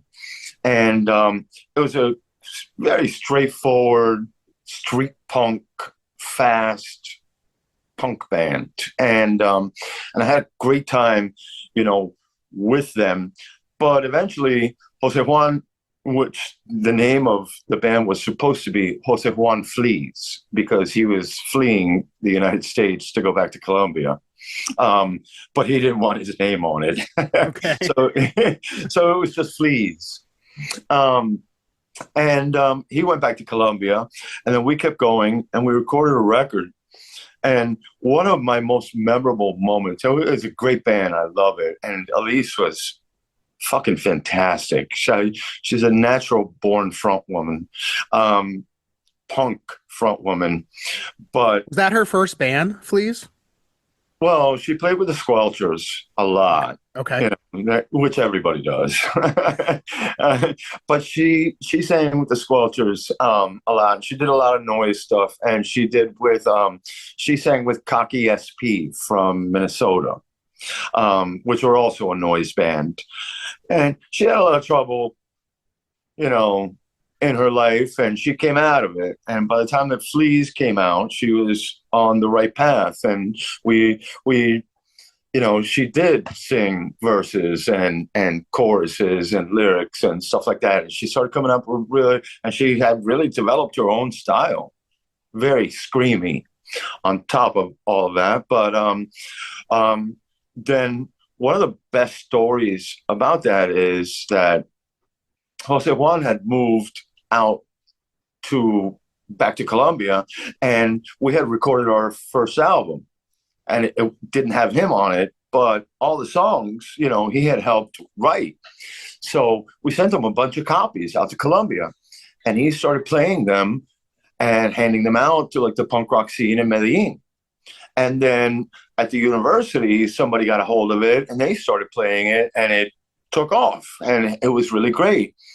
And Jose Geraldo was also from Medellin, and he was like, hey, I go and visit my daughters all the time on summertime, in Medellin. What if we book a show there with my old band? And we were like, what? Can we even do that? It's Colombia. And it was like, yeah, we can do it. And I want to say it was 2007. I don't know what year it was, but we went out to Medellin and we played a show right in the middle of downtown Medellin. And we did an interview on their college radio station. Me and Jose did it in Spanish. And we played that show. And there were people in the audience, and they were pulling on Elise's skirt, singing lyrics with her in English. Wow. And it was a fantastic fucking show. It was a place not that different than Churchill's, and it was packed to the gills with 300 people. And it was like, whoa, look at this. That's amazing. Yeah, it was a fantastic show. It will go down in my memory and in my history as one of my favorite shows that I've ever played. Was that the only time you played a show with a band when you went outside the country like that? It is. Fleas was the only one. I've never experienced anything like that. And the Colombian people, how fucking amazing they were. At the end of the show, I was completely soaked down past my balls, down to my knees. My jeans were soaked down to my knees. And I was just trying to get a beer. And somebody finally handed me a half beer, and I was trying to drink it. And this girl came up to me. They had handed out a bunch of the posters that they had put out in Colombia and Medellin. And it was like, hey, can you sign my poster?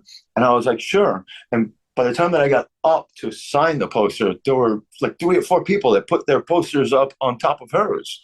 And I just signed them and signed them and signed Wow. them. And then I signed hers, and I was like, hey, Marisol, que chimba. And I signed my name, que chimba, and I gave it to her, and she was like, oh, and she gave me a big hug. And I was like, that was the first and probably the only time that I felt like Vince Neil. I felt like a fucking rock star. I was gonna ask because you being a Florida guy, especially Miami, was that something that ever really happened? Did people ever approach you, even someone that may have been their first time seeing any of the bands that you were in at that point? Did that ever happen before, where someone actually came up for an autograph of some kind?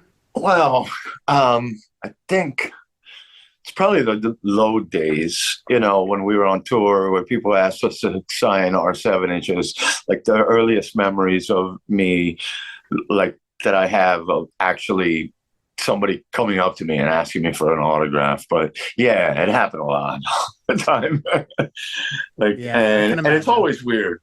Right, right. But especially in a place so far from home, a whole nother Colombia. country, whole Yeah. being in Colombia. I mean, how cool was that? Yeah.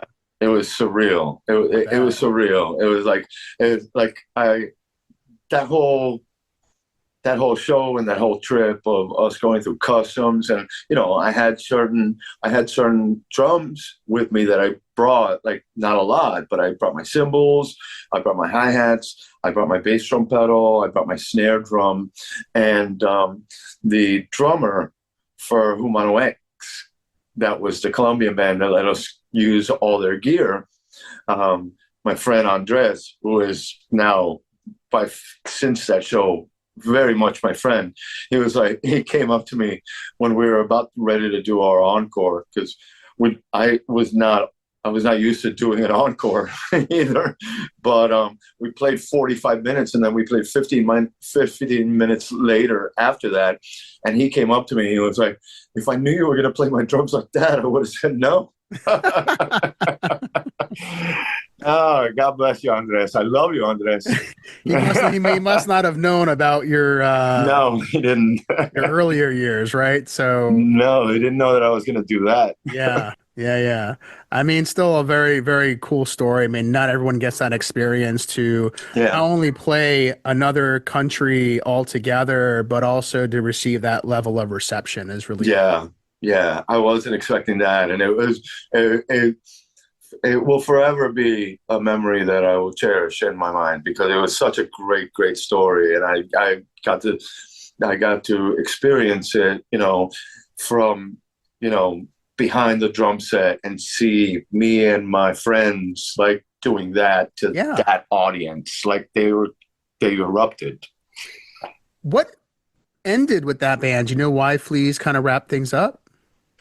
Well, Jose was moving to Colorado, and Elise and Jordan were secretly getting together. and, and at that point, it just kind of, like, that's the way it is with bands. It just kind of starts to fizzle, and then before you know it, it's over. And that was it. Yeah. Well, And still, then, yeah. yeah, at that point, I was just like, oh, what am I going to do next? And I think that's where Good Shepherd started, which was your next band. And interesting enough, and if I'm wrong, correct me, but I think this was the first band you were in where there was some ska elements to it. It was a ska band. And Yeah. what happened after Fleas was that Dan died, and Dan Hosker. And then 3 months later, Bobby died. And almost kind of like a tribute to Dan, because Dan played in so many bands, and he was like, he had an open door. He was like, whatever, I'll play guitar, I'll play bass, I'll play banjo, I'll play whatever the fuck. I kind of like, I felt like I wanted to have I wanted to have like a tribute to Dan and that aspect of his musical career. And I said, you know what? I'm going to open the doors to anybody that wants me to play with them, and I'm going to. So I was I was still kind of playing with Fleas. It was the tail end of that, and then me and Jordan were playing with Flaw, because everybody plays with Jesse from Flaw. If you're from South Florida, then you've played in Flaw. And and, and I was also doing Good Life Cycle, with Ray from Load. He had this like emo band that he wanted. His drummer had bailed out, and he wanted me to fill in, and I was filling in with that. And then I was with Matt Rolls, and he had this ska band, Good Shepherd, and I was doing that. And I just kind of like I was like open to whatever. And during that time period, when I was doing Good Shepherd, which it didn't last very long. Matt said to me, "Hey," Matt was a singer for Middle Finger Mob, and Matt said, "Hey, I need a drummer." And I said, "Matt, me and you, we don't really get along that good, and we don't play in a band that good, No." And he was like, "Dude, we're older and wiser. That's, we've grown up." And I was like, "It's a strong point. Okay, I'll do it." He was like, "You've never played in a ska band. You've always wanted to." And I was like, "Yeah, you love ska music." And I was like, "Yeah." And I did it. 6 months later, it was over. But you tried though, right? But you still, no, we had some great shows. And Rob Elba came to one of those shows, and he was like, "Oh, wow, you know what? Fausto's playing in all these different type of bands, and I never thought, that he was much more than like the drummer for Load, and that type of drummer. But he's a drummer, and he's a musician, and he's diverse, and he does all this kind of stuff." And he took notice. Not that anything came from that, but he was like, "Look at that." And I was like, "So good lift, good,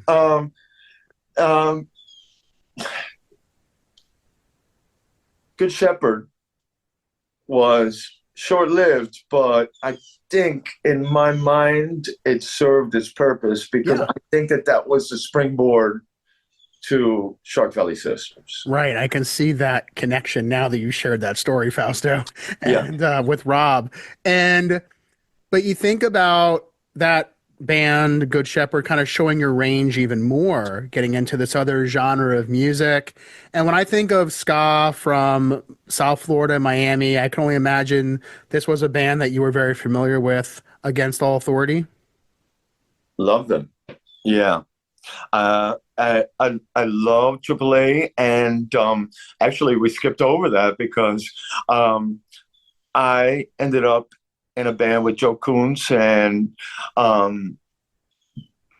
Beat Obsolete was a really good band for me right before Shark Valley Sisters. But with Jose Ramos and Ruben and me, we started Beat Obsolete, and that was great. And again, very street punk band, very like, stripped down type of band with Joe singing. Joe had kind of taken a break. He was doing MC1, which was this like solo thing that he was doing, like the one-man band type of thing. And then he jumped on with me and Jose, and it was great. And I loved my time in Beat Obsolete. But again, like every other band, it kind of just fizzled, and then all of a sudden everybody went in their different ways. I saw Joe with AAA at Revolution just recently, and it was great to see him again in front of a good old-fashioned punk ska band. Right. I mean, there's always these connections there, right? I mean, it doesn't take many steps to find their connection with someone. And AAA, doing their tour. And I know you mentioned Spiky earlier. He's drumming for them on the touring as well. So it's very cool to see them out there and still doing their thing. Spiky is hands down probably one of my favorite drummers. And just so that your audience has a quick little note, me and Spiky share the same birthday, February 18th.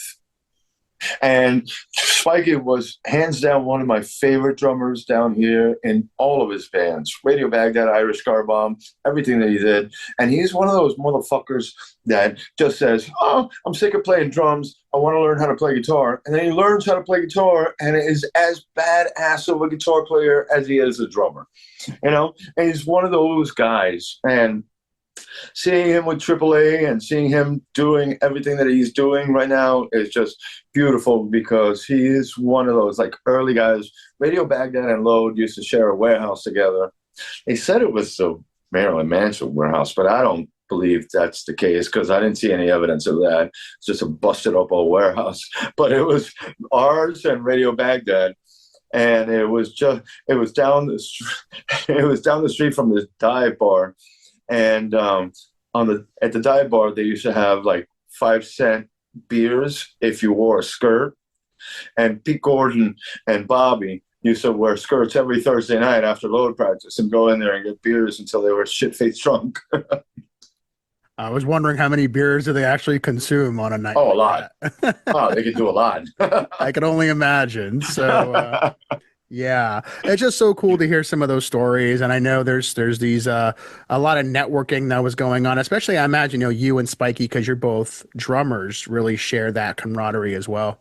Yeah. And Sammy too, from the Holy Terrors. Yeah. And Sammy too. And Sam, I remember talking to Sammy when he moved out to New York. He was like, dude, you should come out here. And I was like, and so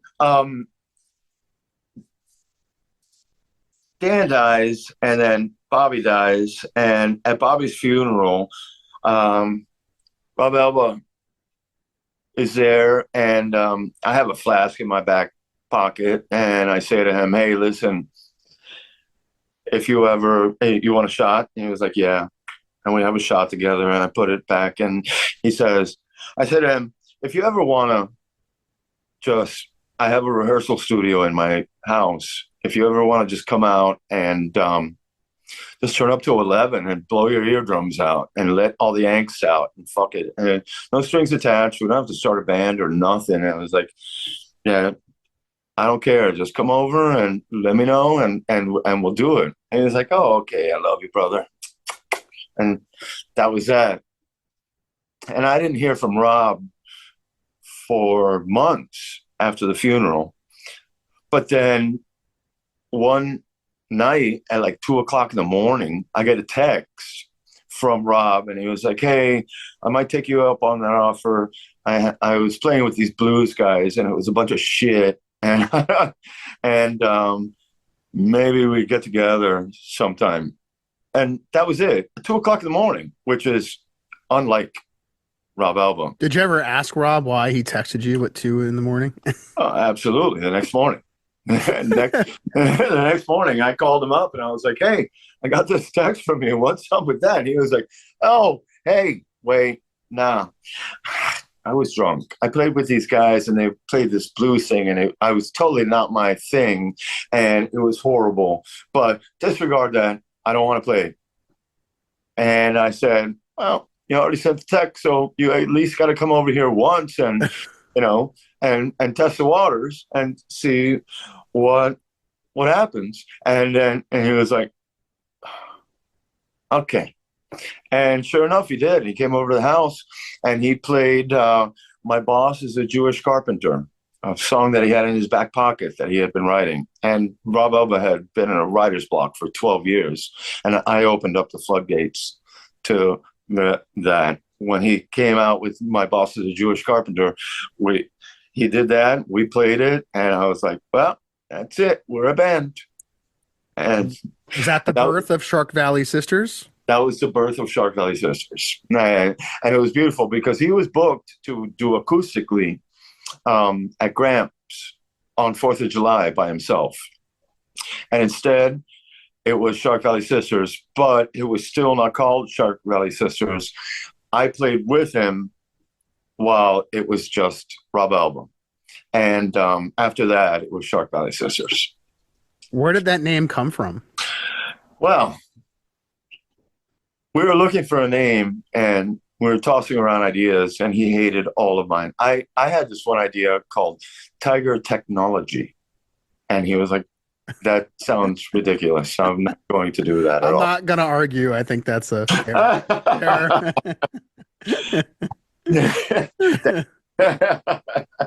So then he was out with his girls, Sam and Corey, out at Shark Valley. And he took a picture of them, and somebody posted, I think it might have been Rob Wadowski, the old drummer for um, Mr. E and the Pookie Smackers, but somebody posted. It was like, oh, look at the Shark Valley sisters, because it was Rob's daughters out in Shark Valley, and they were out there, on the weekend riding bikes. And I texted him and I was like, Shark Valley sisters, that's fucking perfect. And the beginning of it, like, I thought the logo should be like anything to do with sharks or whatever, but like almost immediately, like, it turned into nuns.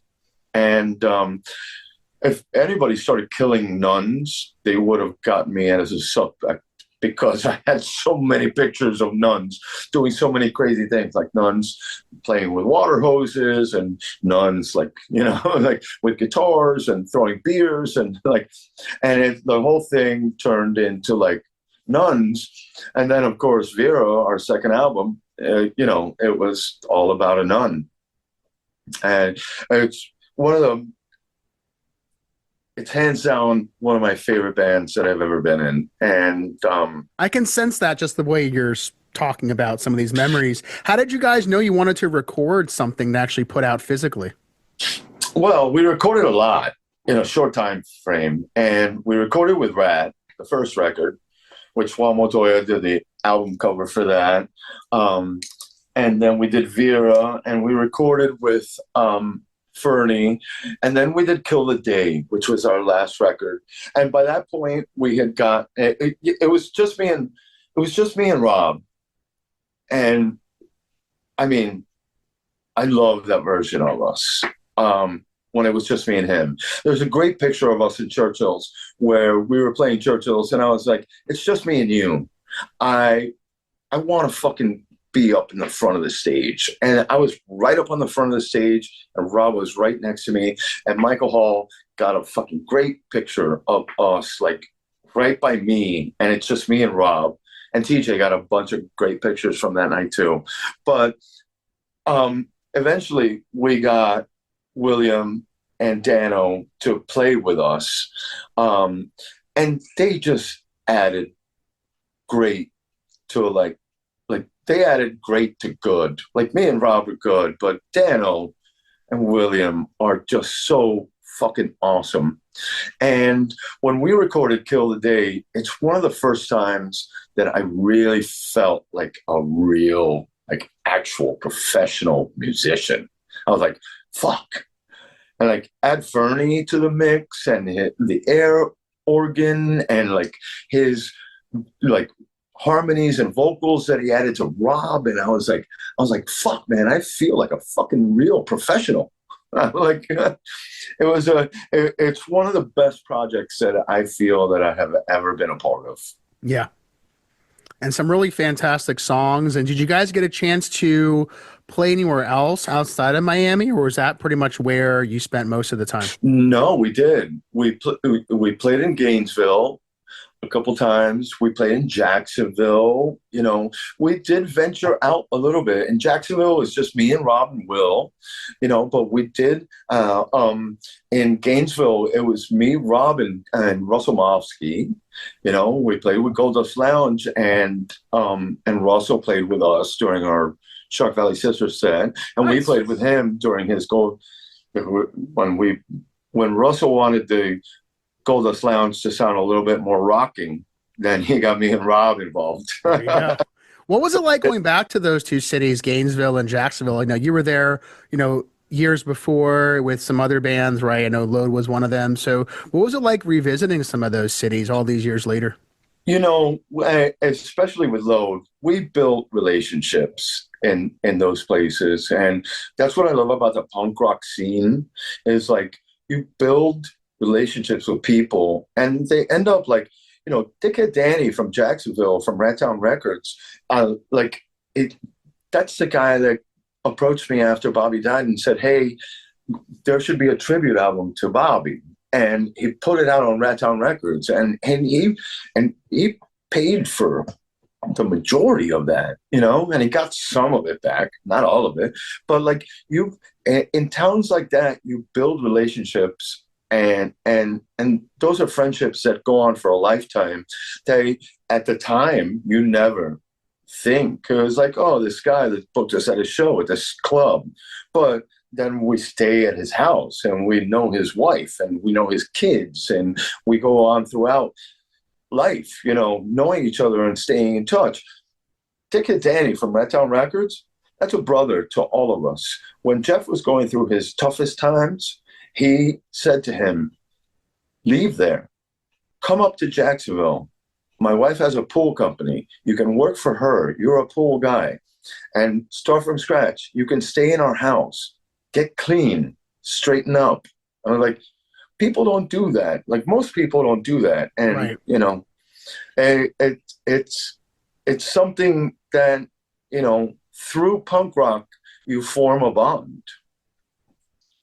It's a beautiful thing. Yeah, no, in hearing this story and even a little more background about the tribute and kind of where that all kind of came from, is just really interesting to hear. And it really goes to show how tight that scene is, whether you're way down in Miami or you got to drive, 7-8 hours to go north, whether it be to Gainesville, Jacksonville, depending on traffic. But just amazing to get a chance to hear some of those connections and the network. Florida is a tight-knit community, a punk rock community. Florida, at those times, at least in the time where I was rolling through it, Florida is a tight-knit community, had a good punk rock scene where you could go and some people would make you a pot of, spaghetti with some sauce. It wasn't much, but right. You have to go to Taco Bell. It was still something, right. That's something for sure. So at the time the Shark Valley Sisters were going on, Fausto, was there any kind of connection at this point with what would eventually become the Dan Hosker music continuum? Well, Dan died, and then Bobby died 3 months later. And, then that was the birth of Shark Valley Sisters. And we started playing, and right away, there was the Dan Hosker music continuum, the first one at Churchill's. And Shark Valley Sisters didn't play that. And I'm going to say I don't think I played that one, not the first one. I played a lot of them. But by the second one, I was already with Rob. And we were already Shark Valley Sisters. So I told him that I would help him, to organize it and run it and whatever he needed. And he was like, yeah, it's right now, it's just me and Dan's dad and Dan's sister that were kind of like doing it. And it didn't seem like a thing, not a thing that was going to last 13 years, so, but the second one, I started running it with him. And, I basically ran the stage, at first he organized it and got the bands together and what have you. And we had it at a lot of different places. We had it at Churchill's, we had it at La Rosa's, we had it at the Sticky Bun, that acoustic version that we had out in the parking lot. And, we had it all different kinds of places. And then eventually we ended up at Tarpon River.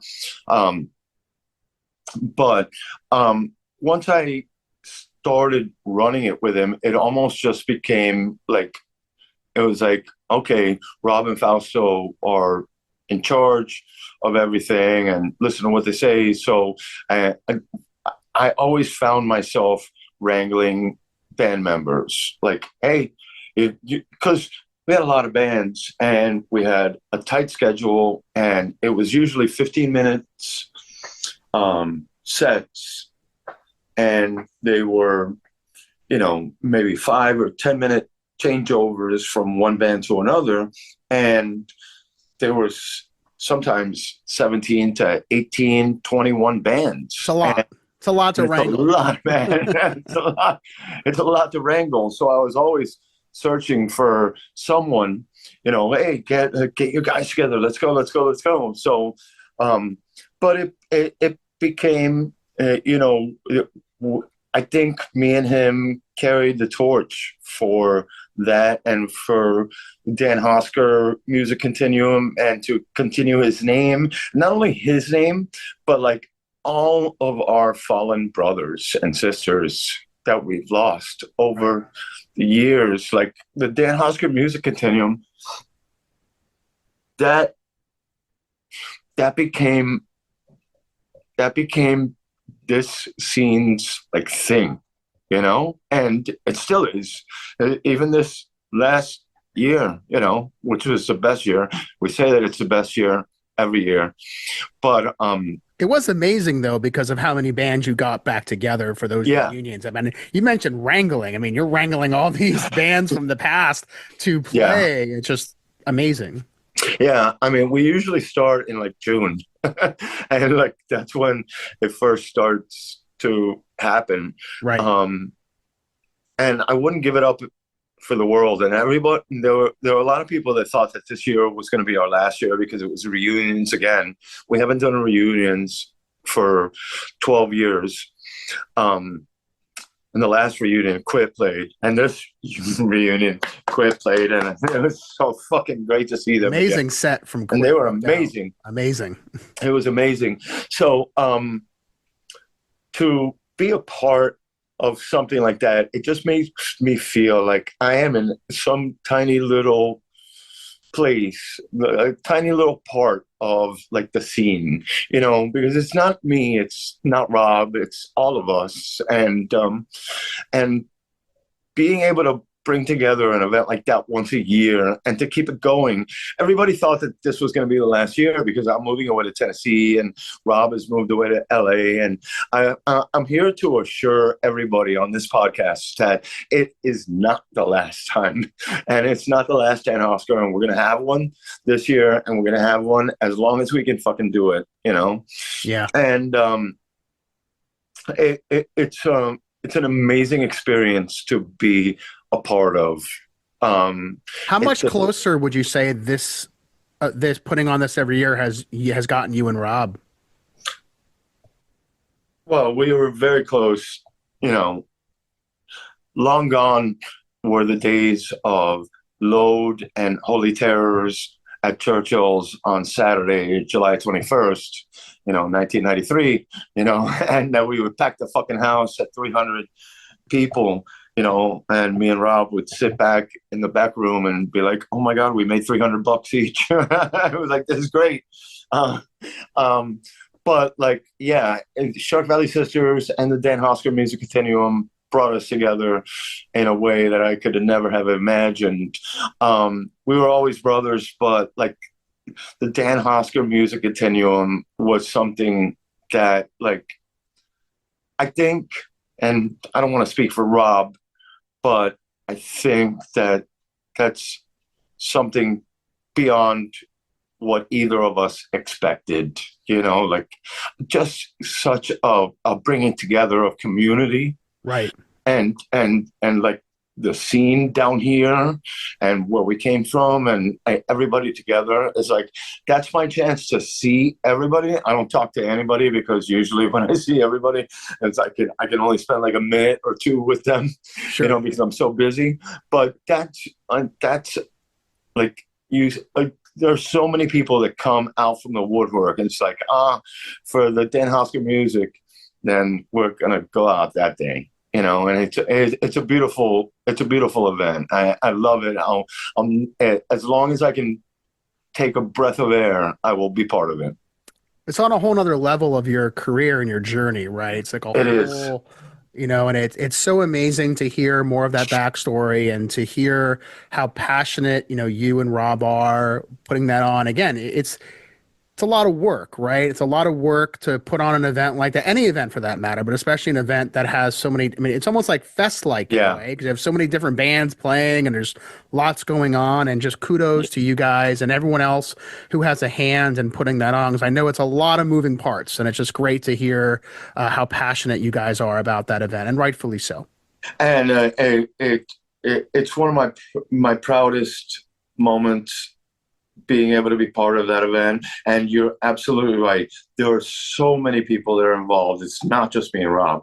There are so many people, Aaron and DJ Skidmark and TJ Smith and so many people that are an integral part. The people at Tarpon River, we're in bed with them from now on. Mark Dubin and like so many people that are involved with that event that are so important, and and they're so selfless, just as me and Rob are. We're like, this is not about us, it's about our scene and our community and the music community, and involving everything from the past and the future, and getting people involved. Like, we've had so many young artists that have been part of it and that have performed at it, that it was like, hey, this is a great opportunity for you to get yourself out there, and it's part of the whole thing. I mean, to go to an event like that and see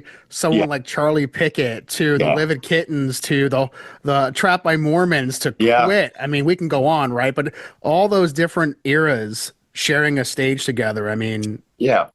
you can't get more cool And then than when that. you get like young kids, like when we did the young kids thing, which was our first year at Tarpon River, when you see a kid like Jeremy Souza, which is 19 years old, before he, gets into like, being a singer in a punk rock band or anything, he's doing his own thing. He's just a young kid that's out there. And he was like, oh, this is a vehicle where I can showcase myself. And there's been a lot of artists that I'm proud to have had play the Dan Hosker Music Continuum. Didn't you meet your fiance through the Continuum as well, or was there a connection somewhere there? Well, no, I didn't meet her there. I met Bridget quite a long time ago in the music scene, but the Dan Hosker Music Continuum does have a connection with how we got together, because a couple years ago, 3 years ago, I told her, I was like, hey, Shark Valley Sisters is going to be playing the last song. We're going to do Prince and the Punk at the Dan Hosker Music Continuum this year, and you should show up. At that point, I was single, and she was single too, and she was like, and she was a little skeptical, and she was like, hey, what's up? But she came last year at the Dan Hosker Music Continuum. I figured that a person that important to me, and I wanted to show her how important she was to me. And one way that I could do that is to ask her to marry me, and where would be the most appropriate place to do that. And it would be to do it in front of all our friends and family at the Dan Hosker Music Continuum. So on stage, after Shark Valley Sisters, her favorite band ever, she'll want me to say that. But after that, I asked her to marry me, and then it was quite a moment that we shared with our family. It definitely looked to be a very special moment, and the fact that it was captured too, and it was available to see not only that, but the performance of Shark Valley Sisters on YouTube. Yeah, And I can only imagine what that feeling was like, and especially, like you said, you're around all your friends and just a place of love and appreciation of yeah. the event and all that. I couldn't think of a better place to do something like that.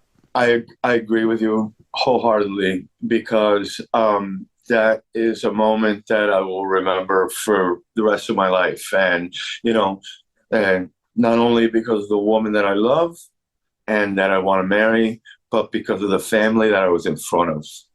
And it was our musical family, hers and Right.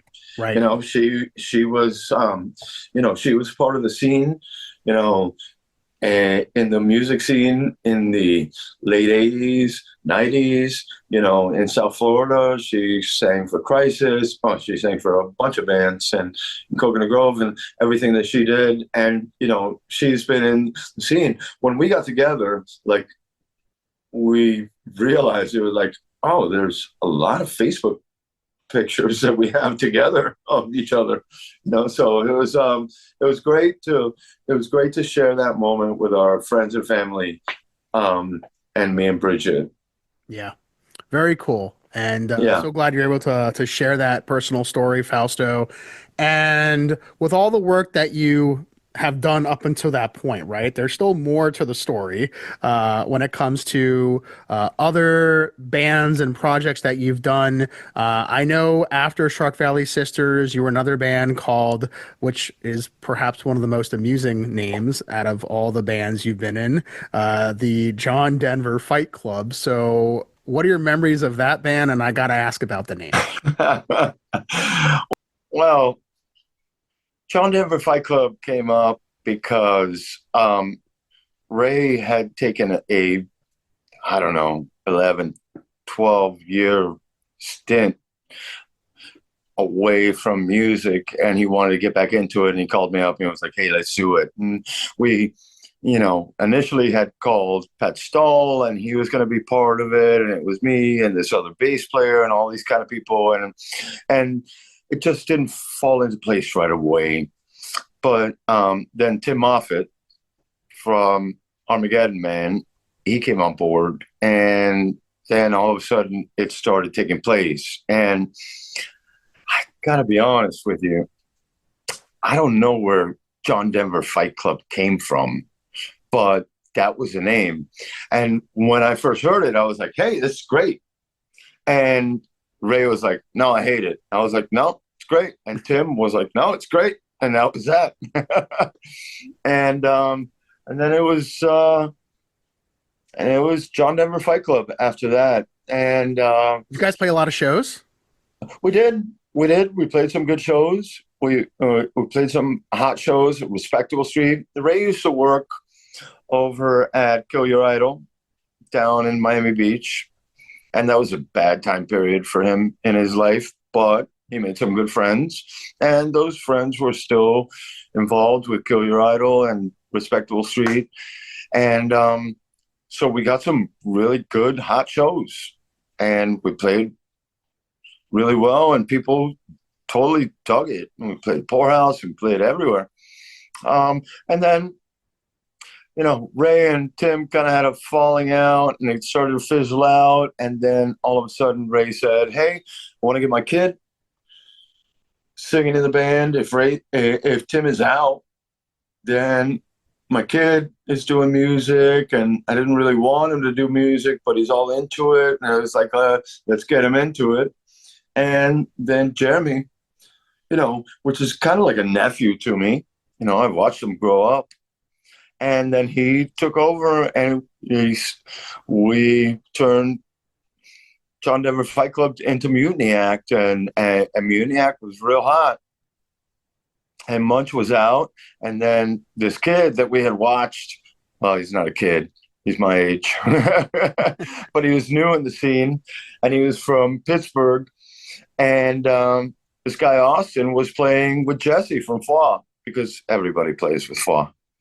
And he was playing, and we're like, me and Elise were like, who's that kid playing with Flaw? And it was great, and he was great, and then he ended up in Mutiny Act, and that was it.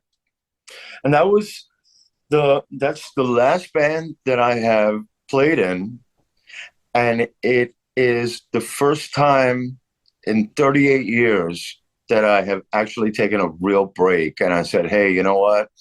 I wanted to concentrate on moving to Tennessee. Me and my fiance are moving to Tennessee, and I told Bridge, I was like, you know what? I'm going to take a break from music for the first time ever. And and since Mutiny Act, it's the first time that I've spent, it's been almost 9 months that I haven't played in a band.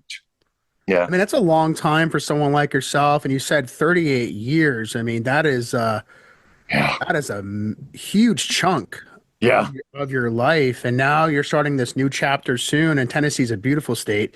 So you're going to be moving up to Tennessee. Now, what part of Tennessee are you moving to?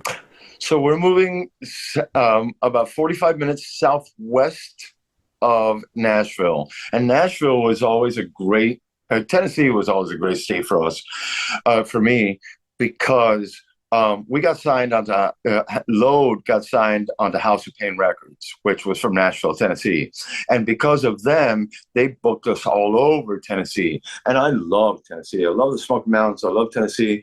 But whenever we were in Tennessee, I was like, I'd be in one city.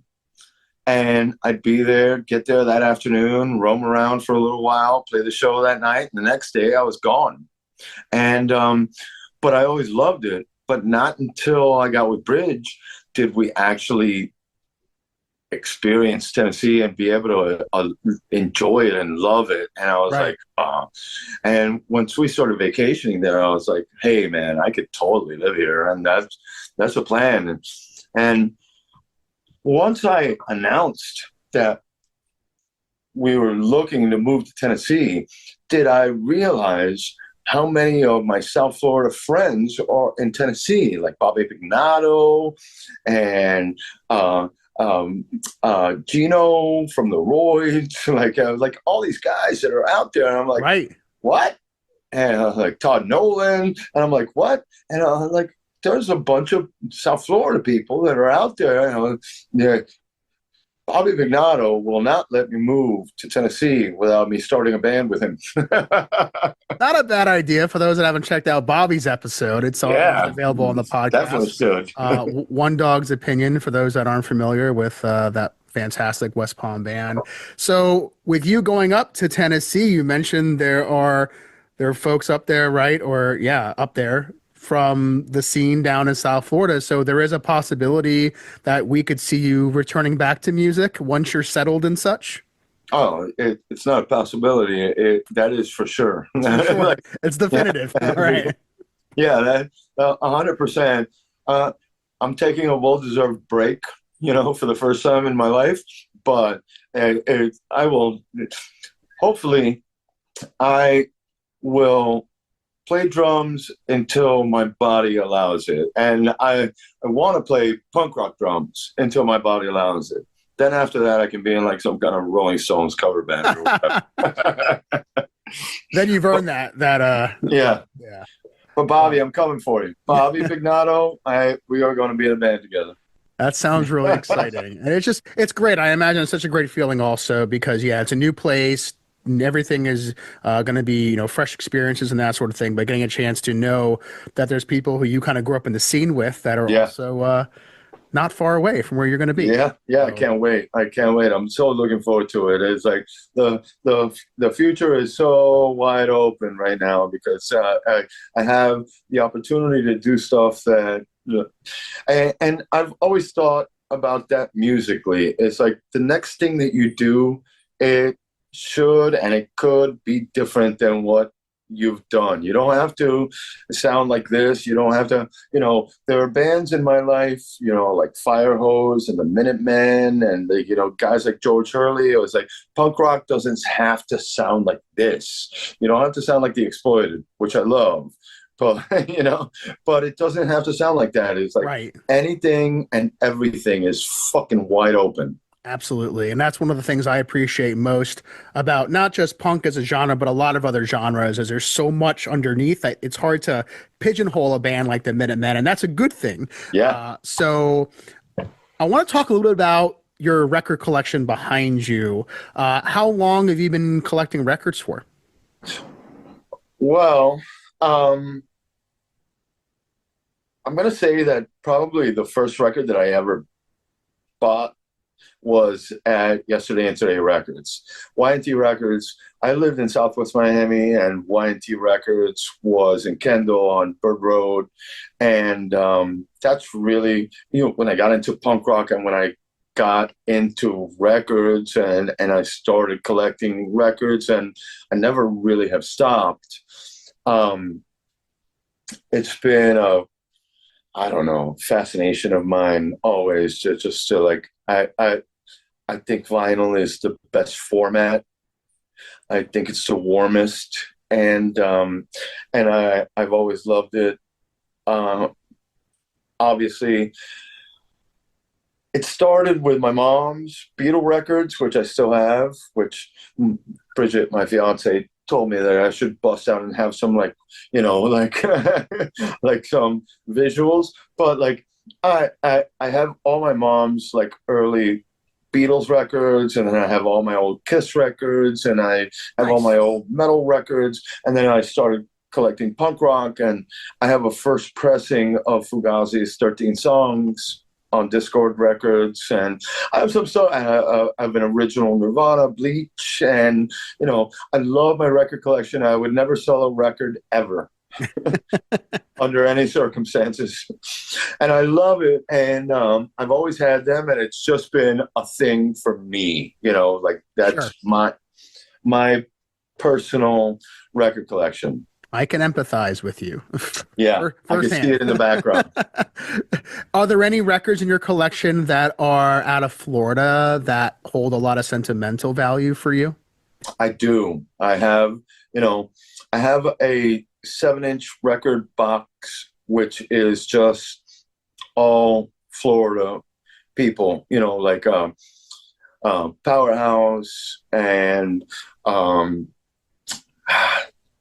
Cavity and Creamy Electric Santa, and so many of like my friends that put out records. I'm like tempted. I want to reach for it right there because it's right there.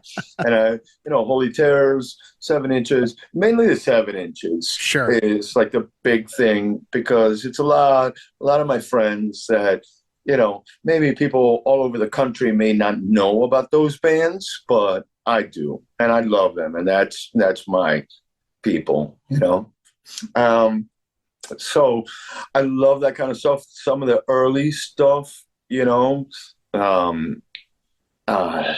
like early Churchill stuff, like what was it called, Morbid Opera, and that I don't have some of those 7 inches that I wish I did, or like the E, like I don't have, or the Reactions, where I don't have some of those stuff. Those are a bit more harder to get these days, as you can imagine, and the value of a lot of those records has really gone through the roof. So it's one of those situations where if you were able to collect a lot of those back then, you're sitting on a pretty good chunk of change. Yeah, and if I found a Reaction 7-inch, and it's at $600, I would be like, I don't know, I think I might pay it. Yeah, yeah, they definitely have gone up a lot in value, and rightfully so. I mean, they're all landmark historic records, and especially for Florida and South Florida. I know you got some other things behind you as well. I noticed a couple load things. Anything particular special to you? Like, you obviously, I'm sure you have a lot of stuff you've collected over the years, right, from your musical journey. But the things you have behind you, what makes them really stand out and special to you that they're up there? Well, Juan Montoya is, Juan Montoya, we've known each other since we were 16 years old, and he's like a brother to me. And, the fact that he has so many pieces, that he's done for Load, for the Bobby Load tribute album, for the movie poster that he did, the first record that he did. It's like, there are a lot of things that are behind me. Basically behind me is my altar, and there's a lot of dead people there. And, thank God that Juan's not one of those dead people, but, there's a lot of important stuff back there. Our 7 inches. My mom used to frame, and you guys can't see it, but I have a Jobbernowl tape that's like framed in a frame that my mom did. My mom used to like to frame all my shit, and my friend John Toomey was an ex-Metro Dade crime investigator, and he had a, picture of a guy that had blown his head off, and that was Load's first 7-inch album. And That's Wow. what we used on our 7-inch. I And knew that was the 7-inch, but I didn't know the story behind where it came from. And I imagine a lot of yeah, people don't know that story either. yeah, yeah. Well, John, hi, John. But yeah, he took that picture, and you know, probably would have gotten a lot of trouble back in the day. Luckily, it's only now that it's coming it's coming to play that he took that picture, and we use it as our 7-inch. But yeah, like there are so many people, and in the history of my career, so many people that played a part in shaping me and influencing me, and like being a part of my history, and being in bands that I played with, and everything that was what made me who I am today. It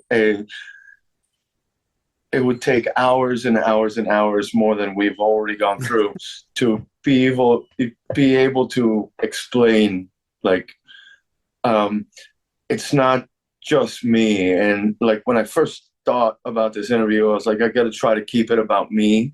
And it's not about Load, and it's not about my other bands, and it's not about this and the other. And I was like, you know what, it's about everybody that I've come across, and it's about the whole Miami scene.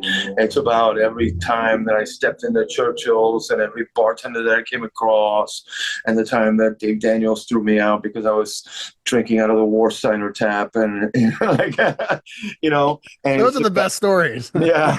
And, it's the guys that 20 years later came up to me and said, "Hey, we want to do a Load documentary." I was like, I can't believe, the totality of my story. And because I thought that I was just a tiny little piece in a big, big story, and it's beautiful to be able to be part of the South Florida punk rock community story.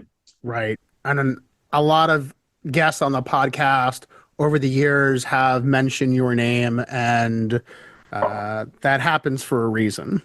And always in a very positive light, of course. So it's so great to hear you tell that story. And to your point, Fausto, you're right. You could sit here for 2, 3 hours. There's always another 6 or 7 hours you could probably spend. Can we Uh, can we do that? there could always be a part two for sure. There have been guests that have returned on, and I think, and there's because you think about it too. A lot of people are still active and they're still writing their story in many Yeah. ways. So, but it's just been fantastic to just take this time to capture what we did today, and I'm very grateful for the time that you spent. And I know that those who are checking out this episode, whether they're watching it on YouTube, whether they're listening to it on their favorite podcast app, that they're going to really walk away with a lot of really great stuff, not just from your Load period, but from all your contributions to the scene. So just thank you for that. I thank you, Jeff, because let me tell you something, and this is what I want to end with. I want to say that what you're doing is very important, not only for the South Florida music like community, obviously that, but just for being a historian to like what we have down here. Like watching your podcast and seeing and listening to the stories of the musicians that came, before me, during me, after me, and you being able to document that and those people, it has been amazing. And your podcast is great. Watching my friends like talk about, our time period is fucking amazing. And I thank you for everything that you have done with this podcast.